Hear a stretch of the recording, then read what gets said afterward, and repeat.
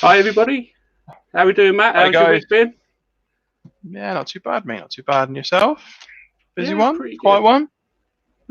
Yeah, very Yeah. busy, very busy. Who we got in the chat already? Oh, we got Charlie. Hi, Charlie. Hi, Mark. Welcome along. Thanks for joining in, guys. Share the stream. Let everyone know what's going on. You're in for a treat tonight. We've got Danny from Bristol Drum Smokers. So, what have you seen in barbecue this week, Matt? Well,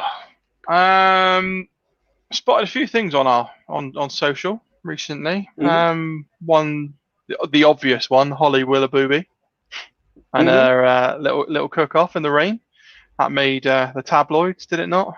Did you see that one? It did, yeah. Yeah. So even the famous people are getting out in the rain at the minute and not letting the British weather get the best of them for cooking. And then Alton Barbecue World, they're coming up with this new show, Restaurant Roulette. Right. Monday nights, they get one of their 9 cooks on. They spin the roulette wheel, so it's like family. What's it called? Wheel of Fortune. So they spin the wheel, and they got to replicate a meal on one of the 9 different restaurants they picked. Looks like a really good idea. I'm looking forward to seeing what they come up with it. Go check them out at Alton Barbecue World on Instagram. That's where they're going to be doing the show on Instagram on a Monday night, and then I think the cooks are coming on a Friday night, 8 o'clock, I think. So that looks good. What about you? Cool. Seen anything? Well, yeah, I did actually. I saw it yesterday. Malcolm Reed cooked a whole hog on his How to Barbecue Right channel, and I'll be honest, it was the first time I've seen a whole hog actually cooked, broken down in the process, and I thought it was really, really cool. Walked you through it, put it in a great big smoker that I can't actually remember the name of. If you know, tell us in the chat. That'd be cool. Lep's in the chat as well. Yeah, Lep, right. And also, there's also a pay-per-view thing. Oh, in fact, Charlie just put it up. There's a pay-per-view barbecue thing they've just released. I heard about that on the Barbecue Central show. That's pretty cool. Mixed bag about that at the moment, but yeah, lots and lots of interesting stuff. Let's have a quick slurp of this. What are you drinking tonight then? I have got some Strongbow with lots of ice, as per usual. This is tonight's tip. Rattler Berry. Ooh. Is it going to disappear as I put it towards the camera? Isn't it? It's a mystic bottle. A mystic bottle of Rattler. Rattler Berry, and one of Charlie's favourites as well. The old Toffee Apple Brothers. So that's tonight's tipple for me. That's really cool. Also, while we're at it, I'm going to put a shout out for our affiliate brothers over in America now, Cooking with CJ and the Hot Seat. That was on last night. I watched a little bit of it work, but I've been really busy today, so I'll catch up later on. So, Johnny Mag's in the house, listening while he's driving. Right, so what we're going to do, we're going to pull up Danny now, and when you're ready, we're going to make Danny appear on screen. So this is Danny from Bristol Drum Smokers. Here he comes. It's going to be a cool interview. Trust me. Interesting guy. Yeah, looking forward to it. Hello. Here he is. Hi, mate. How you doing? So yeah, not too bad, mate. Not too bad. Good. Been a busy week. Yeah. What about yourself? How's your week been? Good. Yeah, so far so good. Busy with the drums, obviously. It's properly kicked off this year, which is great. So just been doing that really. Just been cracking on. Finding a little bit of time myself, obviously, to get out in the garden and do a bit of cooking as well, which has been nice. So yeah, it's been all right. Well, spot on. Right. Let's crack out some of these questions for you then. Yeah. You going to take the lead today, Matt, or do you want me to dive in? I can if you want me to, mate. No problem. Off you go. So, Bristol Drum Smokers. Mm. When did you start? What made you start? I reckon. And just tell us a bit about it. Yeah, I think it was like 4 years ago now, 2016, I think. Yeah, I just, I mean, I've always really been into cooking anyway. Sort of even before barbecue, I was, you know, always experimenting, always cooking, and it was just one of those areas that I hadn't really delved properly into. And I went to, I mean, I'd eaten bits of like barbecue in places, do you know what I mean? But it wasn't, I didn't really rate it that much. And then Grill Stock opened a place in Bristol. Sure did. The guys that were doing the festival, obviously, but they had a little restaurant before that and a little pop-up thing in St. Nick's as well. And we went there, and that was probably my first time of trying something that was, you know, half decent cooked, I guess. And then I wanted to, obviously learn how to do it myself. Started looking into barbecues, and didn't really know anything about low and slow cooking at the time. Saw an offset smoker on Gumtree. That was like £100 and thought, yeah, that would be amazing. Got it, and it was just like literally as thin as like a beer can. It was just like the worst smoker in the world. But I mean, it was a good start though, because you know, I bought it off Gumtree. It was pretty knackered. Sprayed it up, did it up, restored it a bit, and I did a few cooks on it, and got some good cooks out of it, really. But what the main thing for me was that it was, I mean, I like things being hands-on anyway, but it was just a bit of a labour of love. And it couldn't retain any sort of temperature at all. I mean, capacity-wise, it was amazing, but just to keep the fire burning clean and to sort of keep a nice even temperature, it was really hard work, you know. So I was like, right, I need to upgrade a smoker, and then joined the Countrywood Smoke Forum, British Barbecue Society forums on Facebook, and posted a couple of, you know, like everyone does, thinking about getting a smoker. Which one should I get? You know, that post that pops about 5 million times a day. But we've all been there, haven't we? Yeah, I mean, and then everyone started chipping in, and there's a guy that's I'm still good friends with now, who's just got back into cooking, actually, called Matt Deacon. He used to cook in Smokers Pokers Barbecue, and he recommended getting a drum. Started looking at drums because I thought I kind of want to build one as well, and no one was really doing them back then. So I got the kit, I got the drum, and then I was like, right, I just want it to look badass. Do you know what I mean? I wanted to make one that didn't just look like a standard black barbecue. So started doing more research, and then I think the first one I did for myself was a burnt copper one. I don't do that colour anymore because they discontinued the paint, which is a bit of a shame. Yeah, no. But I was just really lucky, man. I mean, it came out really good, the first one. Cooking the drum was just like a breath of fresh air, really. It was just really refreshing. Really easy to cook. As you know, Ryan, you cook on a drum, don't you? Yeah. Just really easy to cook on, great capacity. And that was it. And I just started posting pictures of it up online. And everyone was just like, are you selling them? And then I was just like, no, but I could do. And I bought enough. I think I bought enough to do 5 smokers, and I think they just sold out that day or like in that week, bearing in mind it was like November, October or something like that. So that was the start of it, really. And it just kind of, I think I was just in the right place at the right time. It's kind of when barbecue was getting really big, like, because it was getting really big, and then I reckon it dipped off a little bit for a couple of years, and then this year it's just come back like full force. Definitely. But I caught it just right at the beginning when there was like loads of people getting into it, and plus there wasn't really anyone doing drum smokers at the time. I mean, you could get the gateway smokers, which are like £1,000, and you can only get those imported from America. Or you could make your own. And I mean, I distribute the parts for Big Popper smokers, so it's not like a lot of people are like, oh, you're just using a Big Popper kit, but I actually I'm the European distributor for them, so I can get away with using those, and that all the parts are really good quality, and I just provide a service really for people that can't build their own or haven't got time to build their own, or don't want to get their place dirty or spray paint everywhere. Do you know what I mean? So I think people just like the fact, some people enjoy building them, some people like just taking them out of the box and cooking on them. So that's where I come in handy really. So I can sell all the parts to people that want to do their own, or they can just buy one straight off the shelf, so to speak.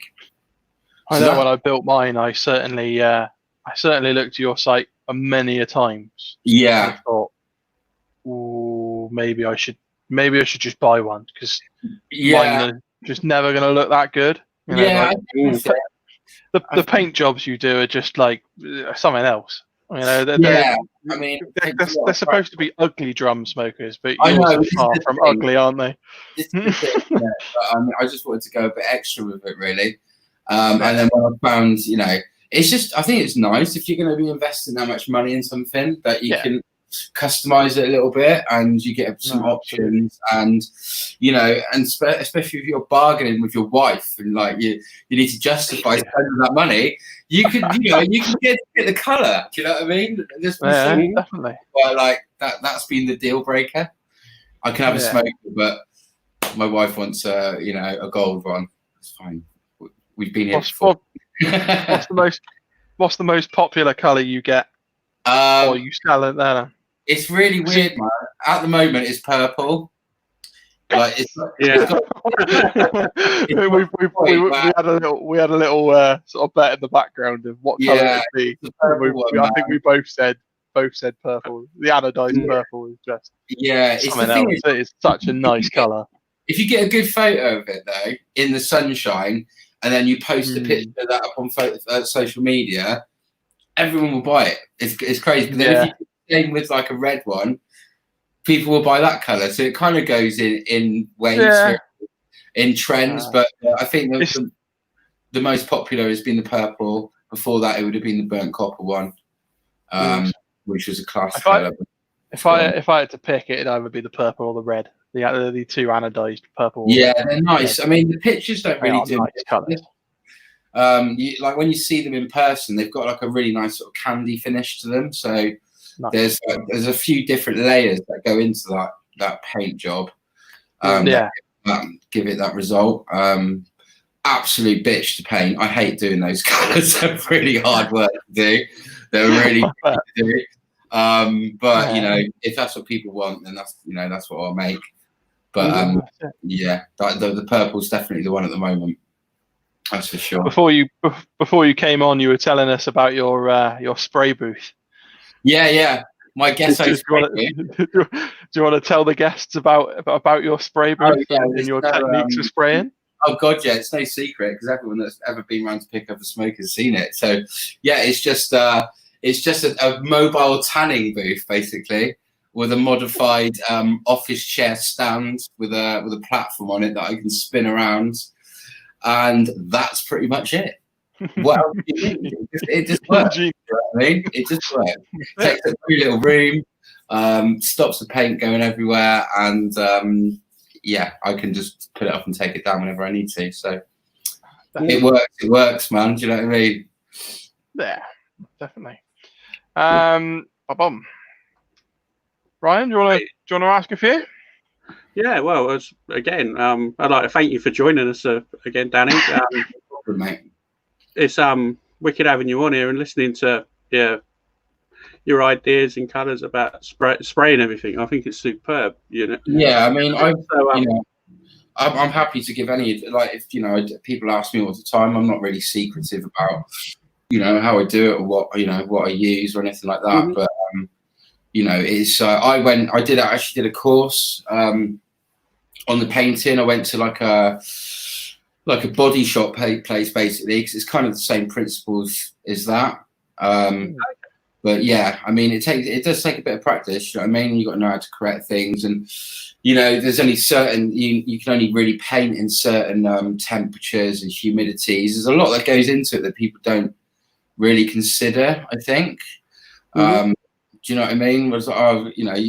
people are quite hot on the forums, as you probably know. So like, oh, don't spend that much money, you know, on a smoker. You could just make it yourself. But it's kind of, there's kind of a difference, isn't there, between a professional job and just knocking one out. But yeah, the painting part is kind of my USP, I would say. Do you know what I mean? It's kind of the unique, for sure, I would say. They look absolutely stunning, mate, to be honest. Cheers, man. Cheers. They really do. Charlie from Pickles Barbecue asks if anybody uses your drums in competition. But as I understand, you've done a few comps yourself, have you not? Loads of people use them in competitions. Like literally, I mean, obviously there hasn't been any this year. But have you ever been to any comps or anything like that? Like yourselves? Have you been to any like of the I haven't yet. I was supposed to be doing a couple this year. I've done an SCA judging course, but I actually managed to judge anything yet, which is pretty rubbish because obviously nowhere's been open.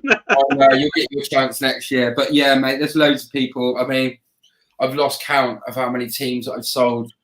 I mean, at one point, I think you just like everyone had one on their setup. Do you know what I mean?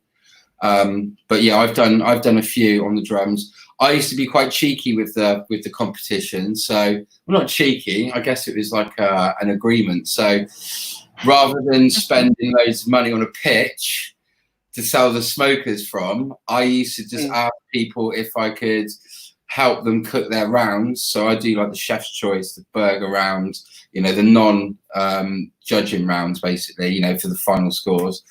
If I could just set my drums up.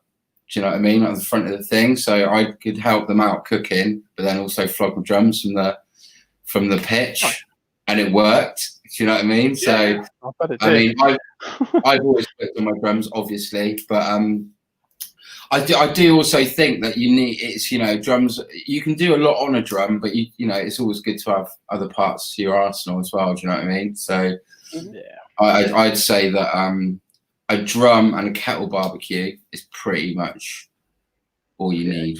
Really. Do you know what I mean? Like, I enjoy cooking on a kettle just as much as I enjoy cooking on a drum, to be honest with you. They're both I think they just go hand in hand. They're amazing, both of them together. Yeah. I still wheel out my I've got a really old Weber Spirit. I just bash that on in the week for a cheeky barbecue, a couple of burgers or whatnot. Yeah, you know, it's just for the kids and the family. You're done in 45 minutes. That's it. It needs to be practical at the end of the day, doesn't it? Otherwise, it's, you know, you can't really fit it into your week. And, you know, I don't have time to be cooking massive joints of meat every week. Do you know what I mean? And sort of like hanging around the smoker for 12 hours. I wish I could. But, you know, sometimes you just got to whack the grill on. Do you know what I mean? And just get it done quick. But, you mean you're not constantly running a drum while you're manufacturing do you know what? Buying smokers? You haven't got a pork butt smoking away in the background. When I used to do it from home, that was the dream, mate. Yeah, you'd be making them whilst you had stuff on smoking. But my current setup, I can't really do it like that. But possibly the new one. People turn up to collect their drum and go away with a rib as well. Yeah, nice little pork roll or something. Yeah, I don't really attract too much attention to myself. Do you know what I mean? Yeah. But so what else have you got that you cook on as well then? Because obviously you mentioned a kettle and I've literally the only barbecues that I've got a Weber kettle that I've just recently got. I was on some B&Q kettle for like 4 years before that, but you know it worked. I didn't really care.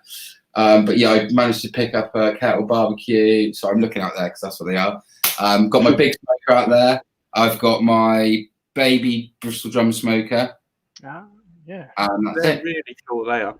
Yeah, about those. Yeah, they're sick, man. I've totally been rinsed out of stock for those till August now. Everyone went mental for them, but they're wicked. They were literally designed for just for people to take away camping, really, because it was my barber that I was chatting to, and like he was like, "Oh man, me and Polly would really like to be able to take it to the beach, but obviously you just can't cart 20 kilos oil drums to the beach." So yeah, that was kind of fun designing that one. And again, that's just kind of, you know, that uses some of the big poppers parts, a few of the Pro Q parts. And I just had to play around really. It was kind of hard trying to source the right size drum. But it works well, man. It's got a 13 inch grate on it. So you can get, you can get a pork shoulder on it, or you can get like a little rack of beef ribs on there, or a whole chicken. So if you're just cooking for 2 people, or a few people, or just going away on camping, they're absolutely perfect. But then if you're short of space as well, like I've got a couple of customers that haven't got massive gardens, or one of them's in a flat, he's got a balcony, and he's just got one of those out in the balcony. And the people are getting people are just doing some amazing cooks on them at the moment. Because obviously I've sold quite a few over the last few months. Everyone's just starting to get used to them now. So some of the cooks that I'm seeing are amazing. And people are getting sort of 16 to 20 hour burns out of just with the baby smokers, with those Pro Q the cocoa shell briquettes. Have you used those, the little blocks? So yeah, they're using those. So yeah, they're not just like a like a gimmick sort of thing. Do you know what I mean? You can actually turn out some really good food on them, and that's I wouldn't be selling them if you couldn't. Do you know what I mean? So yeah, definitely. They're kind of cool. So yeah, that's all I cook on really. Those 3. I mean, don't get me wrong, wouldn't mind a ceramic. I wouldn't mind a pellet smoker. I wouldn't mind them all, but realistically, what do you actually need, what do you want? I mean, I haven't got loads of space out there, and I don't really have a lot of time, but I've cooked on all of these things and had a go on all of them. And I guess if I really wanted one that bad, I would have just got one. So I'm quite happy with what I got, to be fair. Yeah. So yeah, that's what I'm cooking on. What about you? Are you both on drum smokers? Yeah. Sure are. I made my drum about 3 years ago. In fact, I started my page just as a way of keeping information on, like tracking what I was doing. Oh right. And then it's just sort of grown up from there. Really, it was like really small for a long time, and it's just sort of starting to accelerate a bit now. Which is nice. A good year for it, man, for sure. Everyone seems pretty active in the community at the moment, which is good. Yeah, it's good. Your page is coming along nicely. You're getting a lot of new followers on there. It's a really nice little page, to be honest. Everybody in there is really, really cool. It's really nice and supportive. So it's kind of the way I want it to go, Yeah, I mean, I do find, some of the... I do tend to stay off a lot of the forums and stuff these days. It's kind of different if you're a business. You don't want to get too involved with the politics and all that sort of stuff, and it's not as bad now, I don't think, as it was before, but yeah, your page seems a lot more just, I don't know, a lot more chilled than some of the others. They get some of them can be quite intense sometimes. Yeah, they can be. Yeah, but yeah, you're doing a good thing, man. You're doing a good thing. No, thank you. I appreciate it. Very, very, very, very cool. Yeah. So just to touch back onto your competition cooking a little bit. Yeah. So have you what places have you ever got calls or anything like that? What?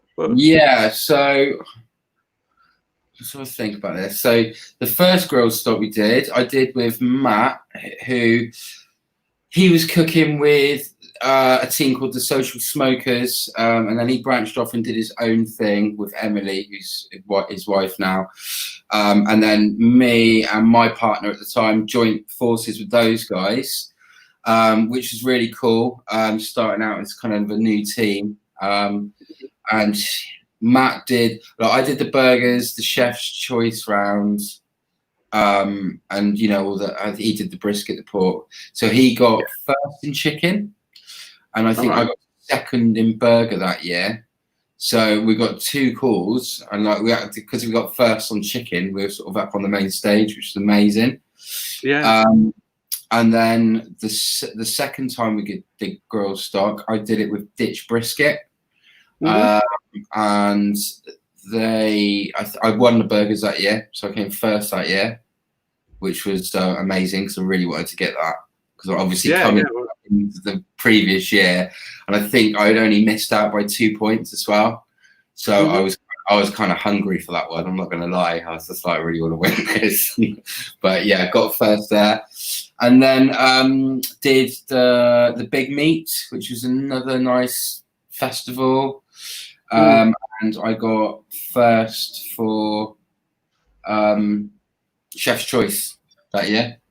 So yeah, I caught every competition so far, which is kind of good, I think.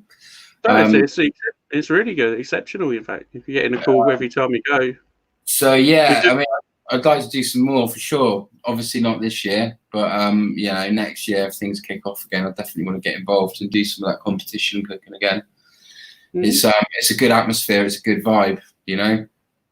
Especially Grill Stock was amazing. It was just such a good little festival. It wasn't even little; it was massive. But I don't know. Pretty big, wasn't it, down there? It was. Yeah, it was. It was nice because obviously you had like the stage with all the music part, but the actual the barbecue competition part. You know, that's kind of where I met everyone from. You know, from the scene, and I don't know. It was just you know. Lots of sleepless nights, lots of booze. You know, it's really tiring, and it's really hard work to get all that food out on the time. You know, on time and everything like that. It's a real challenge, but at the same time, it's you know, if you like doing it, it's really good fun. Yeah, it must be a bit of a rush as you sort of like once you're boxed up and it's on the way to the judges. You've spent all that time getting to that point, and it's then out we go. Yeah, it's stressful. I think when we were at the Big Meat as well. Our gazebo nearly blew away. Like with the brisket, Matt got the brisket off the smoker, and it was wrapped. I'm pretty sure it was wrapped. I mean, he might even be watching or chipping in a bit. But yeah, he took the brisket off the smoker, still wrapped, and it was really windy. And yeah, gust of wind got underneath the gazebo and like took the gazebo like away pretty much. But still had the brisket on it, man. He still had it. But yeah, there's you know you have to be prepared for all sorts of things going wrong because they do. Do you know what I mean? And like you know, people would you know put their barbecue gurus on and like go back to their hotels, and as soon as they'd leave, like all their fans would start going off and their alarms going off. You know, people's pellet smokers sort of catching fire, and you know, you just got to take all these things. But yeah, it's good fun. It is all good fun for sure. Bit of a shame, really, that Grill Stock doesn't happen in Bristol anymore, isn't it? Obviously, the whole, you know, the company going under, and yeah, I mean, you know, there's some issues with that, but yeah, I mean, it's pretty shit that it's all stopped. To be honest with you, because it was just, well, being in Bristol, it was just really handy. Do you live in Bristol?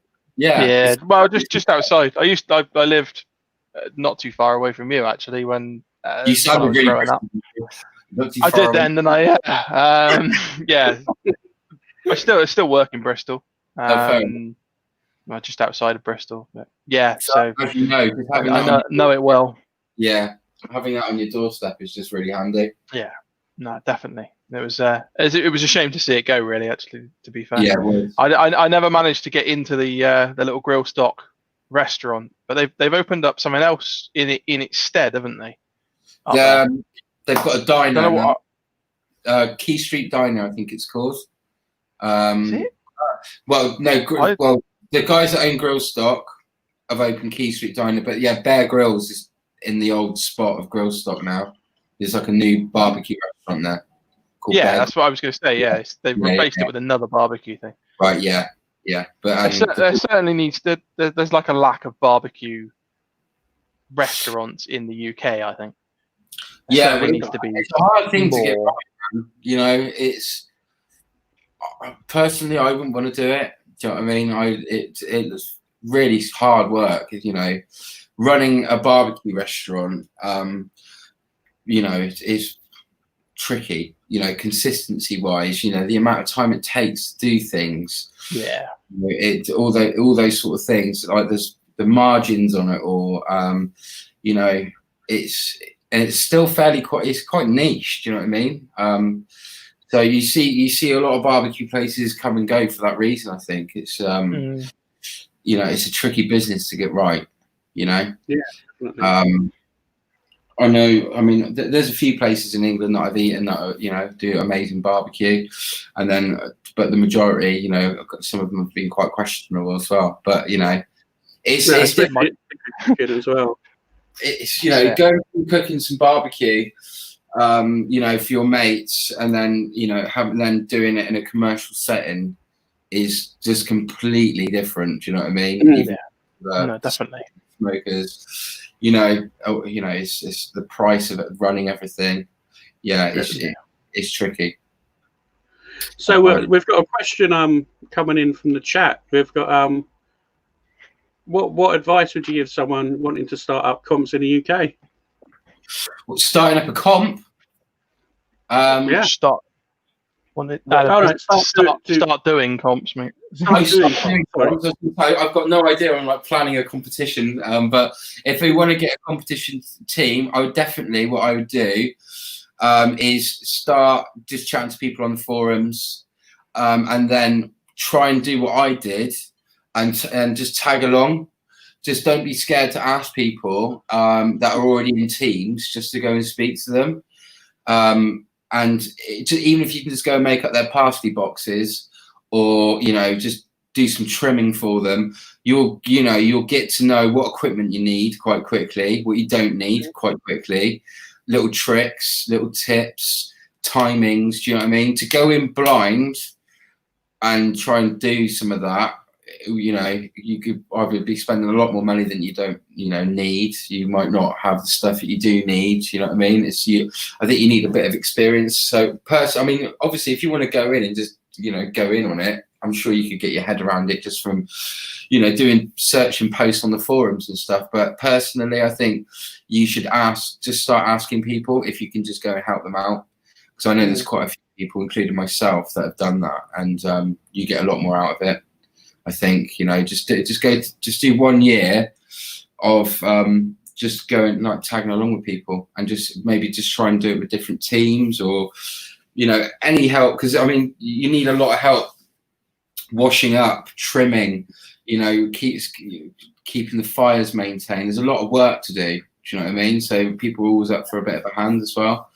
Yeah. So good. yeah, that's it. I would say that would be my first bit of advice, would be to speak to teams directly. Like they're all really friendly anyway. And then they're all great. And then, but then there's also try and get along to some of the barbecue classes as well. Yeah, Uncle Tony does an amazing barbecue course. He was doing them last year. A bunch of swines do them. Also, you know, Marcus is doing them. There's loads of people. Angus and all do them. There's loads of people that do them now. You know, and go along to all of them if you really want to do that. And I think that the way you need to do it is you need to soak up all the knowledge from everyone, and then from that you kind of make your own judgment on how you want to do things. I mean, that's the way I do things anyway. I just try and soak up loads of information from everyone that's doing something, and then I, make my own call on it, really. So just do your research first. But, you guarantee that all these teams are probably doing something quite like a little bit different. So you might just pick up that, that little nugget of information from one course and then something really useful from another. Do you know what I mean? And you can, get your stuff together and go out and smash it. Because there's a lot of tricks, there's a lot of tricks that people don't realise. I mean, I've only ever been to one competition like class, and it is crazy. Like, I'm not massive on competition cooking, like the actual the trimming. I don't really like I'm not really down. I don't mind it. I respect it for what it is. I understand why it's done like that, but I wouldn't sit there and eat a whole plate of competition barbecue food. I don't think you could, to be honest. Like, it's so pumped up on flavour. It has to be, obviously, because you being a judge, you're not going to want to sit there and eat a whole plate. You just want to take one bite of it and score it. So, but to achieve that level of consistency, throughout a whole bit of meat, there's certain tricks that you need to do. Do you know what I mean? So the judge can pick up any part of that hand in and bite it, and you're going to get a good score on it. So it's crazy. Everything down to trimming the chicken, all sorts of crazy stuff, you know, having to take the skin off, scrape all the fat off, and then wrap the skin back round it. You know, all this stuff that goes into making them all look really uniform and plastic and shiny. getting the bite so the skin stays in the right place. Yeah.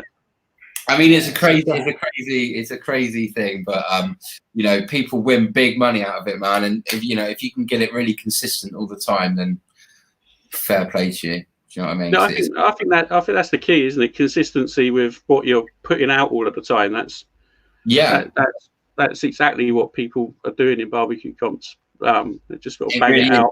Which is, you know, it's hard because you know, you're dealing with, you know, meat at the end of the day, and every piece of meat isn't the same. So you only get that sort of experience from cooking loads of barbecue. So you can pick up, you know, a bit of meat, and then you can judge by the fat content, you know, the shape of it, how you're going to cook it, how long you're going to need to cook it for. All these things come with practice. But then you've also got the flavor profiles that need to go with it as well, you know, and then you've got all the timings that go with that as well, because all the timings are really strict, all the hand-in timings. So, you know, you've got to be thinking way ahead of yourself. You know what I mean? If you're handing stuff in at 2 o'clock on on Sunday, sorry, you need to be thinking about that sort of Friday night about how you know what's going on, what you're going to do. So, yeah, crazy. Even just cutting the meat down to its so it's more of a aerodynamic shape, so it pulled well. It's not so much important with a drum, but certainly if you're using an offset or something, how the smoke's going to be pulled across the meat, what way you put it in, which is another debate, up or down, if it's a brisket or even a pork butt. People still sort of talk about that sort of thing, but obviously we all know techniques and down the right way. Yeah, you know, it's at the end of the day, it's the right way is the way that you win the competitions with, really. Do you know what I mean? But like whatever cooker you're using, there's always going to be a different way, you know, that you're going to have to prepare the meat, really. So, you know, with a drum, you know, you would leave all the fat on it. Personally, got on a fat cap, and then I cut my skin side down over the fire, so it kind of protects it all. But then, like you were saying, on an offset, that would be completely different. So yeah, there's a lot to learn. Rotating your meat and stuff like that, again, fire and switch it around, keeping an eye on things. Yeah, all that sort of work. Yeah, man. So there we go. We've got another question in from Charlie on Pickles Barbecue. What is your favourite thing to cook? I reckon. Well, on the barbecue, obviously, on the smoker. Yeah. Well, maybe in general. What are you saying, Charlie? Burgers are my favourite thing to cook. There we go. So tell us about your burgers then. Oh no, I don't know. I went low and slow. I think my favourite thing to cook. I still love cooking briskets, man. Just because they're a bit of a showstopper when you've done them. And everyone always, as long as you don't completely cock it up, but they're a bit of a showstopper. So I still enjoy cooking a big brisket or ribs. I think it's probably my favourite. But yes, burgers. I still love smashing out burgers. One, because they always taste great. Two, because they take like 3 minutes to cook. And that's about it really. But I don't really cook my burgers on my smoker. I cook them on a hot plate because the smoker's just not really built for that sort of stuff, really. Whilst we're on the subject of burgers, do you want to mention your other little venture? Yeah, Danny's Burgers. Well, it didn't really. It started off as a little Instagram page because there was a point where I was cooking more burgers than barbecue. You'll notice that if you go back from my old Instagram posts, because I didn't have a personal page or anything like that, I'd kind of see whatever I was into. I'd just go through phases, so that there would be no smokers for a bit, but there'd be loads of pizza, and then there'd be loads of bread, and do you know what I mean? It's like, right, there'd be loads of burgers. I was like, right, I need to set up a new page just for burgers. So I did that, and then I just decided to do a little pop-up off the back of it, really. And we did that at Fierce and Noble at the end of last year, I think it was. and we sold out like pretty quick. It was like amazing. It was amazing. Like the amount of the response we got off it was great. And then we did another one, and that was when we had that massive storm. Do you remember that? It was like, I can't remember when it was. I think that was like towards the end of last year as well sometime, but it was like torrential rain, like really bad weather warnings. But we went out and did it again. We sold out again, and it was just kind of like, if people are going to, come out in these conditions and stand around eating burgers and we're going to sell out, then it's something that I want to be doing more of. So we had some stuff planned for April, but obviously with everything going on, all of that sort of stuff's just been put on hold for now. But I think my sister said Wiper and True's opening up tomorrow, and they're doing food from the outside. So that probably means that all the other breweries are probably going to be open again soon, which is where I will continue trading, I think, for the time being. Just because I'm still learning that sort of side of it with the catering stuff. And I just think it's a really good platform to, learn how to do it properly, really, because people are a lot more relaxed in those settings. You know what I mean? So they just sort of turn up for a beer and they're just sort of hanging out. It's not really that stressful, and also it's just really good vibe. And I think the way things are, I think it's going to be a while before I'm going to get a pitch in a market or anything like that. Do you know what I mean? Because everything's going to be kind of, I want to get on it this summer. I want to start trading again as soon as possible. So if it's through the breweries and stuff like that, that's how I'll do it. And I'll probably do the next one back at Fierce and Noble as well, because that's where we did the last ones. And don't know, it kind of feels, it's just a nice little vibe down there, to be honest with you. You have to give me a heads up this time. I missed out on the last one. Yeah, man, definitely come down. It's good. You can make me one of those special looking croissant burgers. They look fantastic. Yeah, they've got to go on the menu, I think. I think they have to go on. 100%. I reckon people will go mad for those. But it's when I get a bit better at it, I mean, it's hard work, man, because I don't really have any experience in doing anything like that. So, you're kind of learning as you go. So, but when I get my confidence up a bit more with the menus and stuff, I'll definitely be incorporating stuff from the smokers with it as well. So that was always the idea, is to be able to sort of do both. Because I wouldn't ever want to open a barbecue restaurant, just because it's not really something that I'm that interested in, sort of running a barbecue restaurant, because people that do it so well. But I'd like to be able to do the burgers really well, and then still use elements of barbecue in my burgers, so still tie them together. Do you know what I mean? So that's the plan. So we'll see how that goes. But sounds like a pretty good plan to me, mate. Yeah, it does. Now, I was chatting to you guys earlier on, because I've been working full time whilst trying to do all this stuff, and it was just really sort of holding me back in being able to push forward with businesses, really. But as from the 25th of this month, I will be able to sort of concentrate on both things, so you probably should see a bit more action, really. Do you know what I mean? I want to expand the range with the smokers.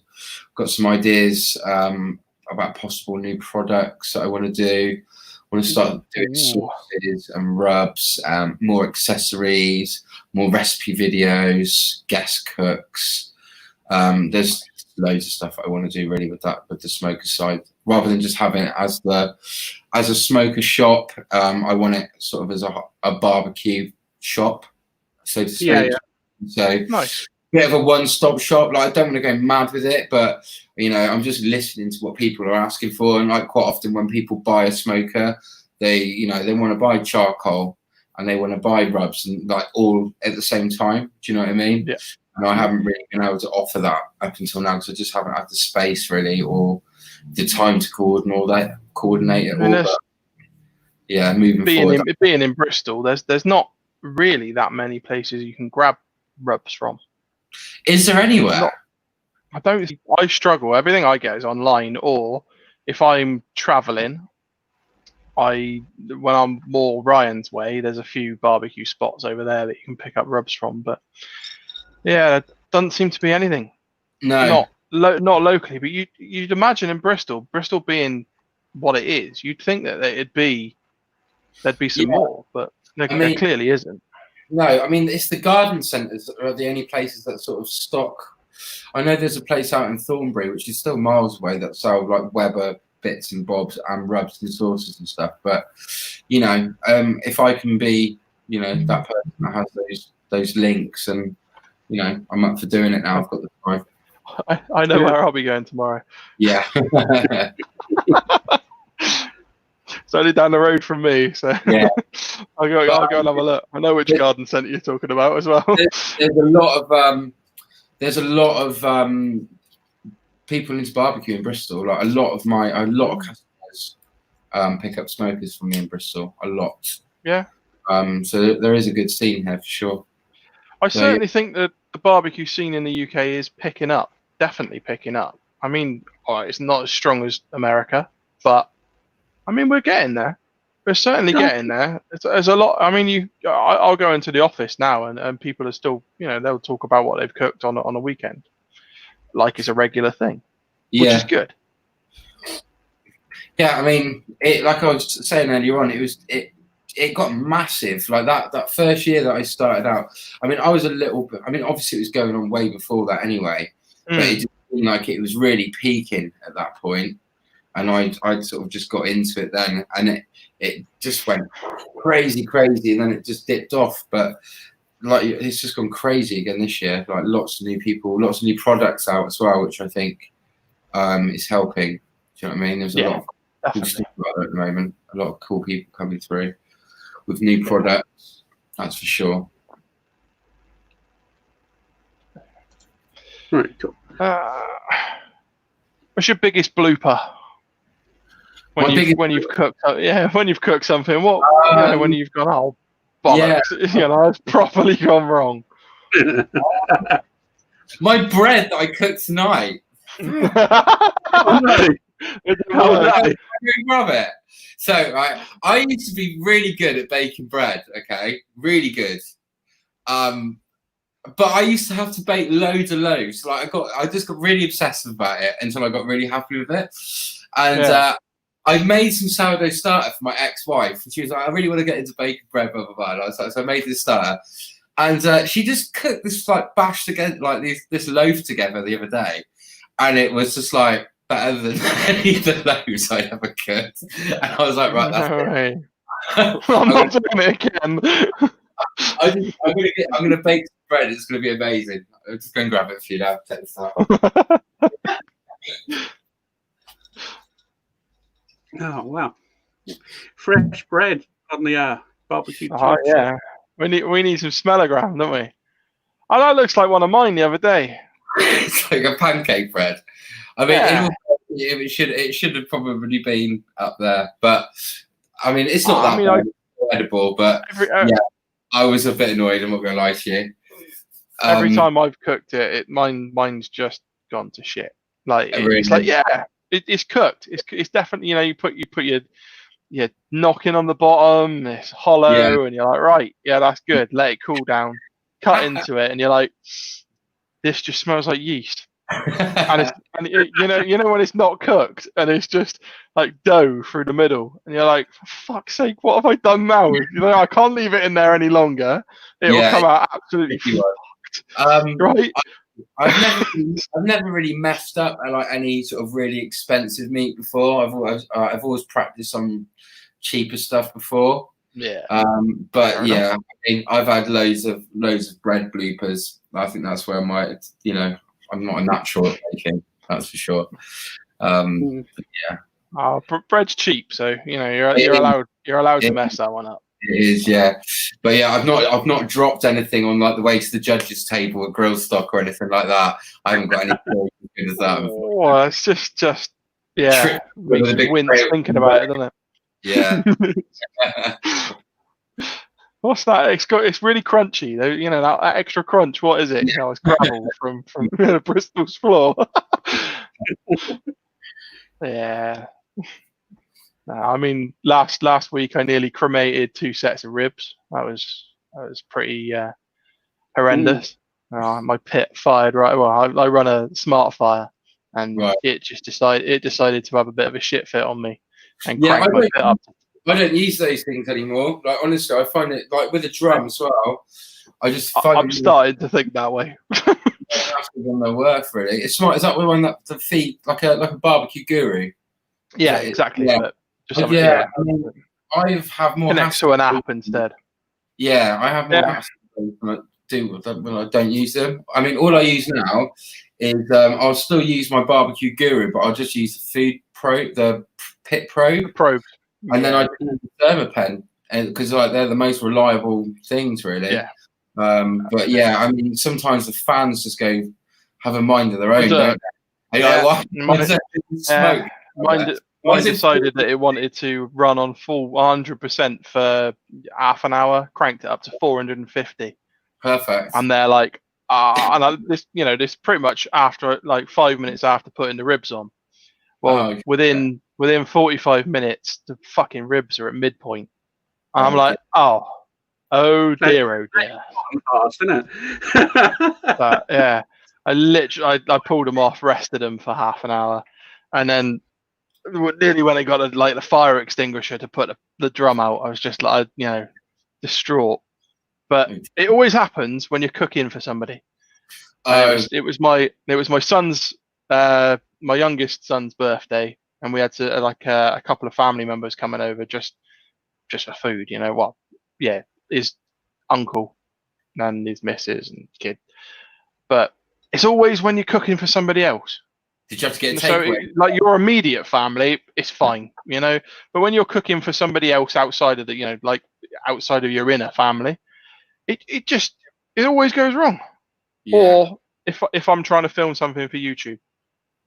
Yeah, that's hence why my YouTube has nothing on it, because every time I do it, something goes wrong. It's really hard.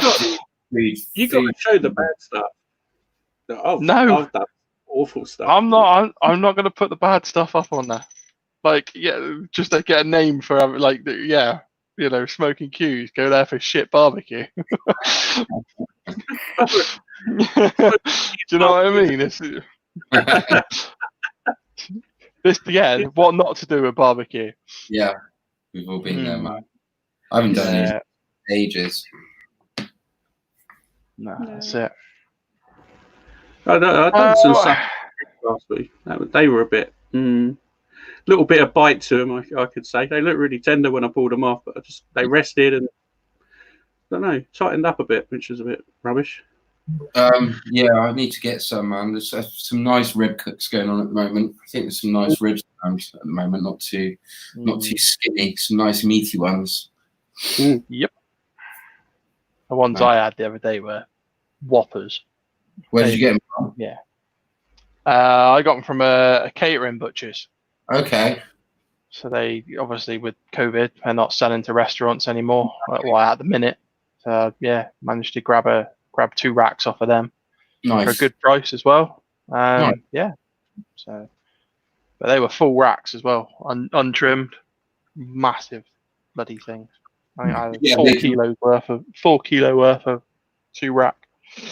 Nice. Big old ribs. Did you cut them St. Louis style? And yeah, I say untrimmed. They were. The babies had been removed, but that was it. Everything else was, trim them up yourself. Yeah. I was good. Yeah. I don't bother trimming them. Just chuck them on. You trim them, you lose so much. Yeah, I always all around the cartilage, just nice bits of flavour in around the cartilage. Yeah, I always trim them, but then I use the rib tips and stuff for like pit beans and stuff like that. So you can just stew them down with loads of beans and stuff like that, and then just pull the bones out afterwards, and they're absolutely spot on. But like you said, I'll give that a try next time. There is a lot of waste, if you're not doing stuff like that, then barbecue can be extremely wasteful if you're not especially competition stuff. If you're hacking. Yeah, I'm a stickler for trying not to waste. I'll sit there and be like, yeah, but that's good meat. I want to cut that off. No, bugger it. I'm going to leave it on. I don't care if it looks ugly. Always whack it in the freezer, man. And then, like, if you've got, bits, you can start making sausages, or do you know what I mean? Put your brisket fat back through burger mix or whatever. Yeah. Do you know what I mean? There's all stuff you can do. With the rib tips as well, you can put them in a pressure cooker, shred them, and then like put them in mac and cheese and stuff like that, or just whack them on the barbecue and put them back in mac and cheese. Loads of stuff. You just got to just think outside the box a little bit, really.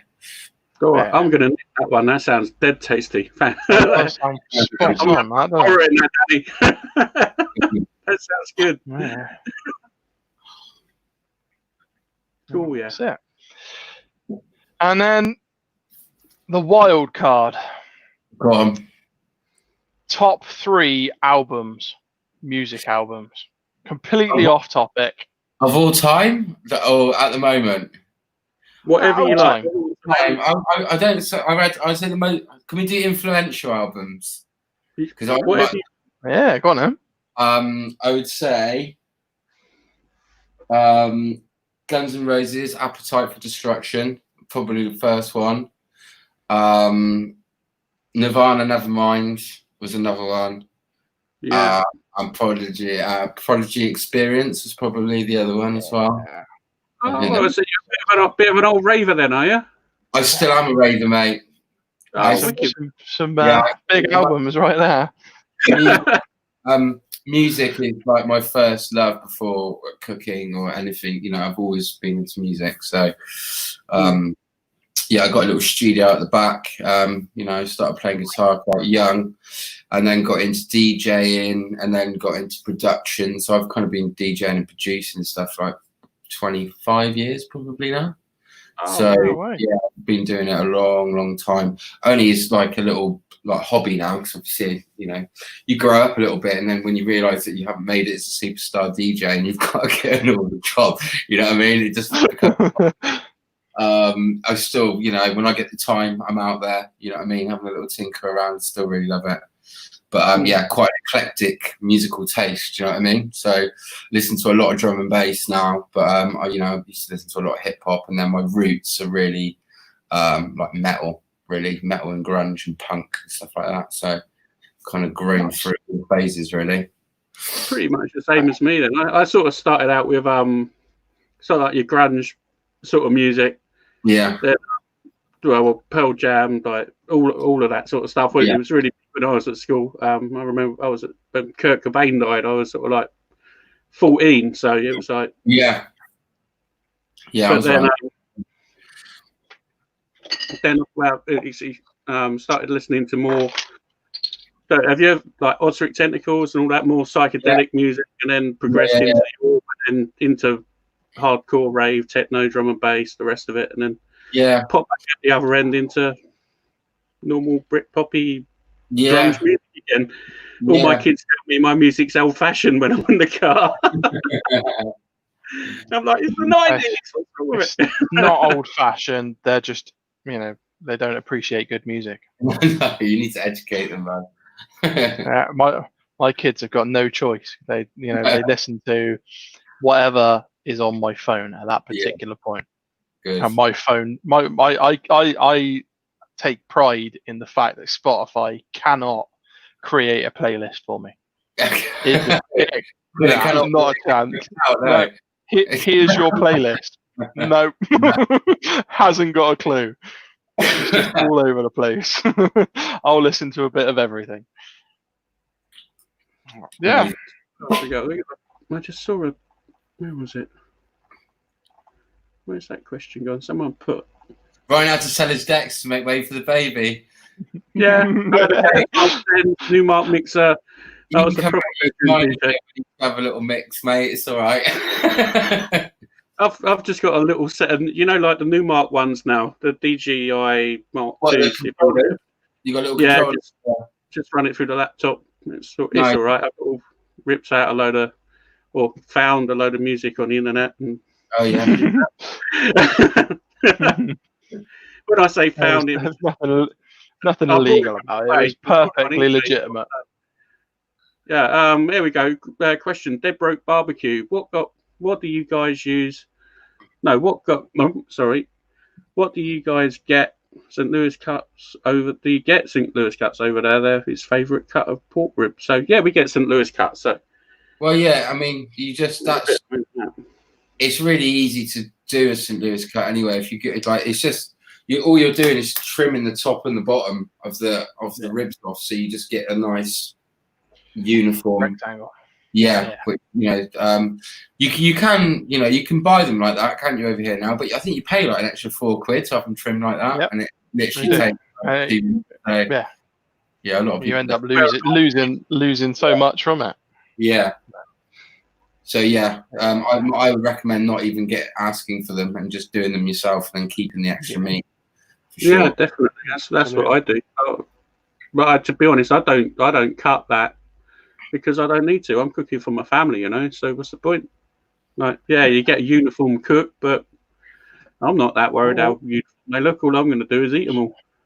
Exactly. Although now the idea that's been planted in my head with macaroni cheese and pit beans with leftovers, I'm pretty sure my ribs are going to get smaller and smaller every time I cook them. What do you mean? That's how they came. They weren't that. They were that small when I got them out of the pack. Yeah. My precious, just hiding bits of meat. Even if you just make up a load of rib tips, that's a really tasty bit of food as well, Back a bit of rubber, smoke them up. Yeah, definitely. Decent. Definitely. Oh, you're making me hungry now. Yeah, I'm feeling that as well. Can't fire up the barbecue now. Go and fire up the drum and put some beef ribs on. Yeah, it's not looking too nice out there at the minute for me. It is not at all. No. Tomorrow is meant to be one of the better days. It's not supposed to rain tomorrow, but yeah, I've got lots of drums to build tomorrow. Yeah, I bet. I can finally start getting people's orders out to them. Sorry, anyone that's waiting for a drum that's watching, they'll be with you next week. I've just been waiting on stock to arrive. So, yeah, got 2 of us in this weekend. We should be able to smash it out. But I think there's like 27, I think, that are all painted and just waiting to be dressed and boxed up and out the door. Waiting for all the pretty bling that you put on. Yeah, but the thing is, a lot of them are for Father's Day presents. So, like, the pressure is on me to sort of like not ruin any Father's Day. So I'll work as long as I can tomorrow just to make sure that I get them all out. So. I hope the missus is watching. A Father's Day present and one of them would be amazing, Dad. No. Cider wants to know how long it takes you to build a drum from start to finish. It really depends on how motivated I am. A lot of it is down to the weather, really, or it's the painting, really, that holds things up. So I can do, on a good day, I can do a couple. I can do 2 in a day, start to finish. On a bad day, I might not even get 1 done.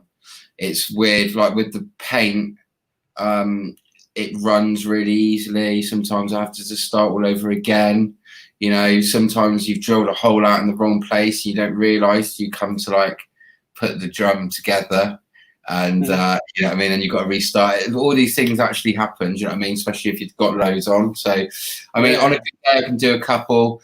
On a bad day, like I said, I won't even get 1. But if it's too cold or too wet, I can't even paint, really, because like the purple's the worst, actually. So if it's too cold, you spray it and it all looks amazing, and you go back like 20 minutes later and it dries white. It dries white because of the humidity and everything like that. So all these things hold you up. So yeah, it really depends. But on a good day, which will be tomorrow, I will smash out loads. So yeah, you just got to be prepared, really, organised, prepared. But yeah, it's the weather that really holds things up. It's like when it's too cold, really, or when it's just. I guess hot. the winter's not great for painting, is it? It's not. I guess with your new place, you said you're going to upgrade your painting facility, so I guess you'd be a bit better off then.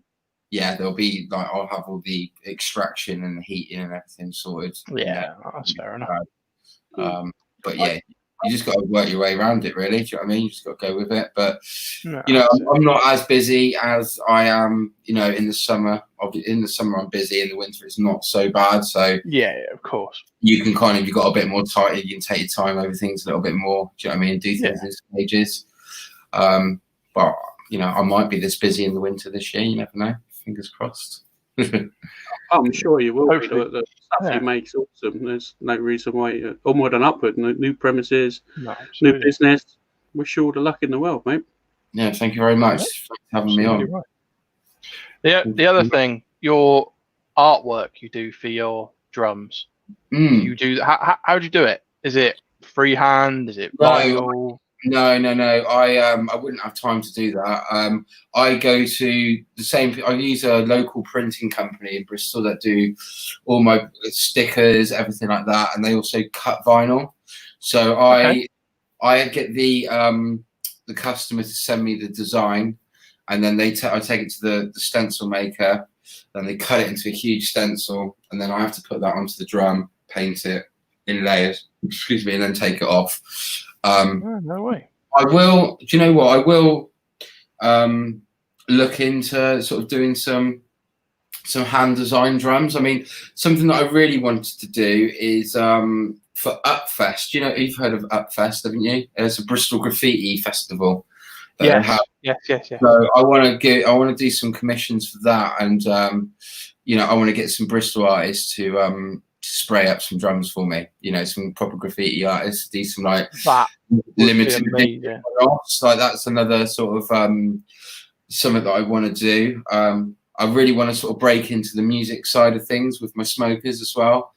I'm quite well connected in that area as well, and there's quite a few people that are sort of really into their food as well, so I might start approaching some labels and seeing if I can get, like, you know, it'd be nice to do like a Metalheads one, or do you know what I mean, a Hospital Records one for people. I don't know, and just do some slightly different stuff. So yeah, the graffiti artist range, is something that I really want to do, and like whether I think I might just auction them off and give the money to charity or something like that. Do you know what I mean? But I just think I kind of just want to see one and have one in my portfolio. Do you know what I mean? Definitely. I think they just look absolutely awesome if they were just kind of sprayed up really nicely. Yeah. I'll stick to the stenciling because it's kind of, you know, but you need something really clean. Like if you're selling it to a customer, do you know what I mean? That's because a lot of it is done for like it's done for companies that want branding for their. You know, it needs to be clean and look exactly like their logo. So that's kind of the only way around it, really. If you want a really professional finish, is to use stencil. But yeah, I mean, I'm not that handy with, like, I'm all right spraying the drums, you know, one color, but I don't know how I'd feel about sort of graphing one up or doing anything too intricate on them. Do you know what I mean? I'll leave that to professionals. I certainly went out. You know, I looked at doing the stencil thing on mine with my logo. Oh man, it just blew my mind. Like 4 different layers for like making. Yeah, I mean, my logo is not as if it's massively intricate. You know, it's a picture of a cow, for God's sake. Yeah, but yeah, just breaking it down into layers. It was just. I didn't even know where I'd start. It's the getting it on the drum bit, because obviously, like, if you're going to spend 50 quid on getting a stencil made, it's not like you're going to get 4 of them made in case you cock one up. No, so, that's it. The first proper job that I did was for a bunch of swines. Like Ed and Emma wanted me to do one of their huge logos on their Gateway drum smoker. So bear in mind they cost £1,000 straight off the bat. I'd never done one, and the stencil was like the full length of the drum. It was huge, and you put it on in like one piece without any creases on it. Like, it's got to be straight. Do you know what I mean?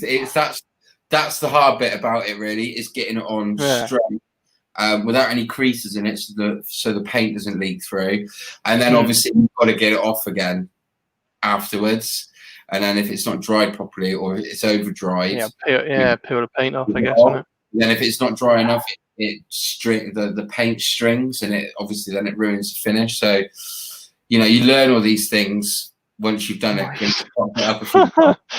So Yeah. I can get away with buying one stencil now, but before it was probably I was losing money by doing it because I was buying more stencils than I needed in case I Right. But No. you know, it's how you learn, isn't it? At the end of the day, and Yeah. No. you know, that's kind of right. where I'm at with it now.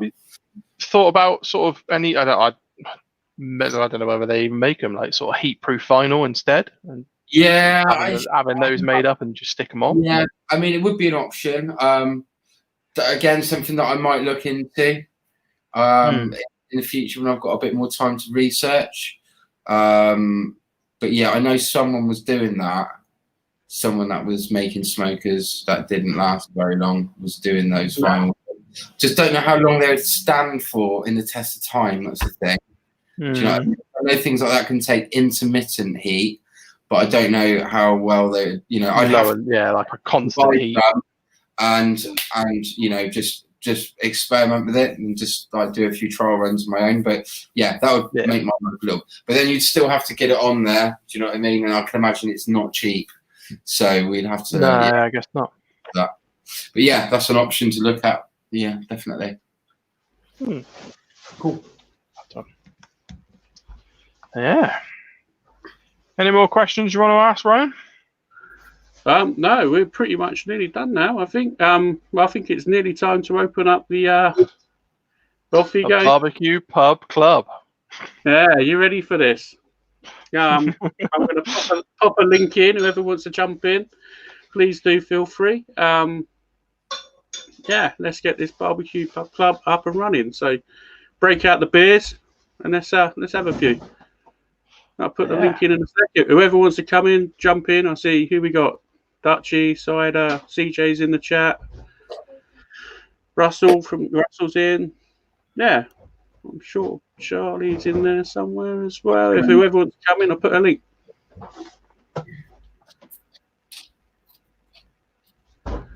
I've got my lovely wife who's preparing some more cider, which is good. She treats you far too well, Ryan. Mine's locked me in the bedroom. She closed the door now. Bugger off. On your own, mate. Right, so the link's going to come up in a minute. Whoever wants to jump in, please jump in.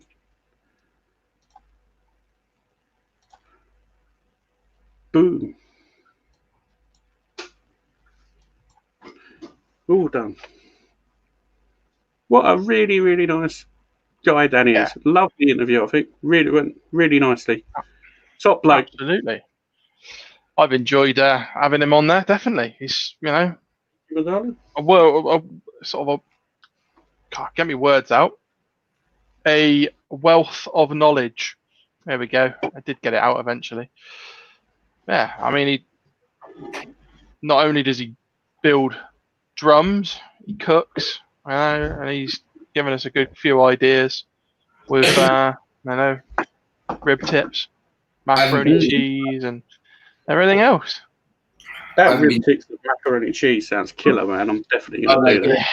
They are good, man.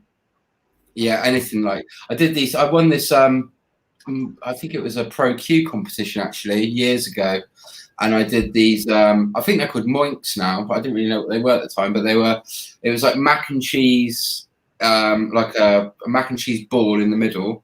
So you make mac and cheese, set it in the fridge so it goes. You know, it's solidified basically, and then I cut it down into cubes, and then seasoned sausage meat around that in a ball, and then bacon around that as well. And yeah, they were amazing. Like, well, naughty. That's quite a spectacular hat, mate. Right, Pep. How are you doing, Lep? Cheers.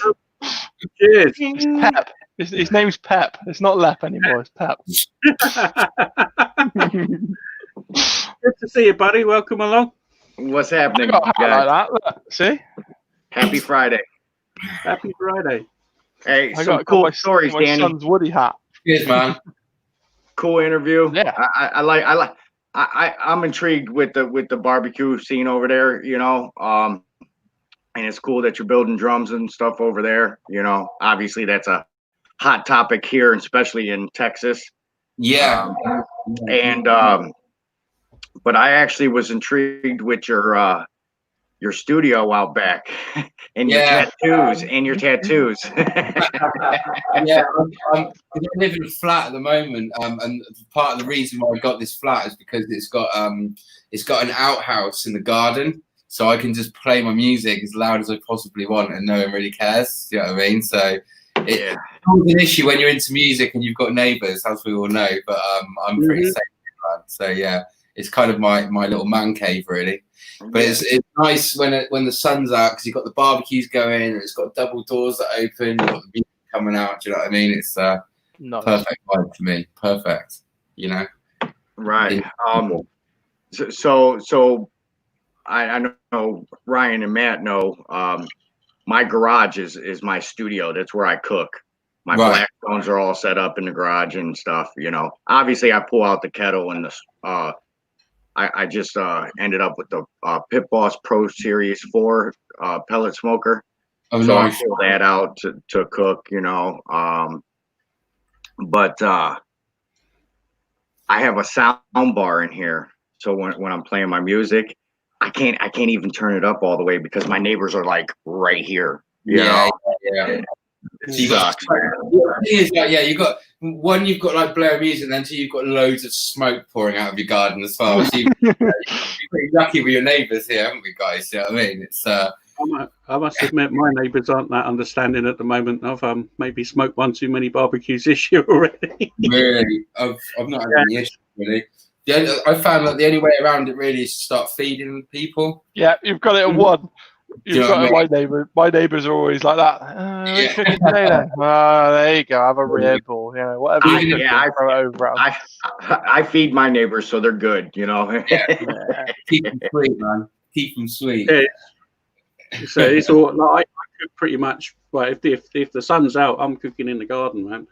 Whether it's on the gas or the kettle one, or the smoker would be running tomorrow. I'm going to do a pork butt, so that's going to really please them. Nice early start. But you know, you got to. We've all got hobbies, man. You know what I mean? Exactly right. Got to allow it. No, it's not like we're bad neighbours. It's just I've got a smoking habit, you know. That's just that's how it is. I think you're right. I've got to try. You think, maybe try and feed them if they take some. Yeah, I mean, for vegetarians, I've worked out that you just need to cook a bit of vegetarian food just to keep them happy. Like my neighbour upstairs is vegetarian. Yeah, keep us sweet, mate. My best mate George is a vegetarian. That goes back to when we was at school. In the good old sort of late 80s, they took us on a visit to an abattoir. He went in eating beef burgers and come out a vegetarian. He's never eaten meat since. And his mum, proper staunch Irish lady. She's like, depriving those taste buds, man. Depriving them. I think, to be honest, he drinks so much beer, he wouldn't even notice. Probably you could give him a sausage, he wouldn't even notice. So. Yeah. Sorry, we had a fly. I don't think I could live without meat.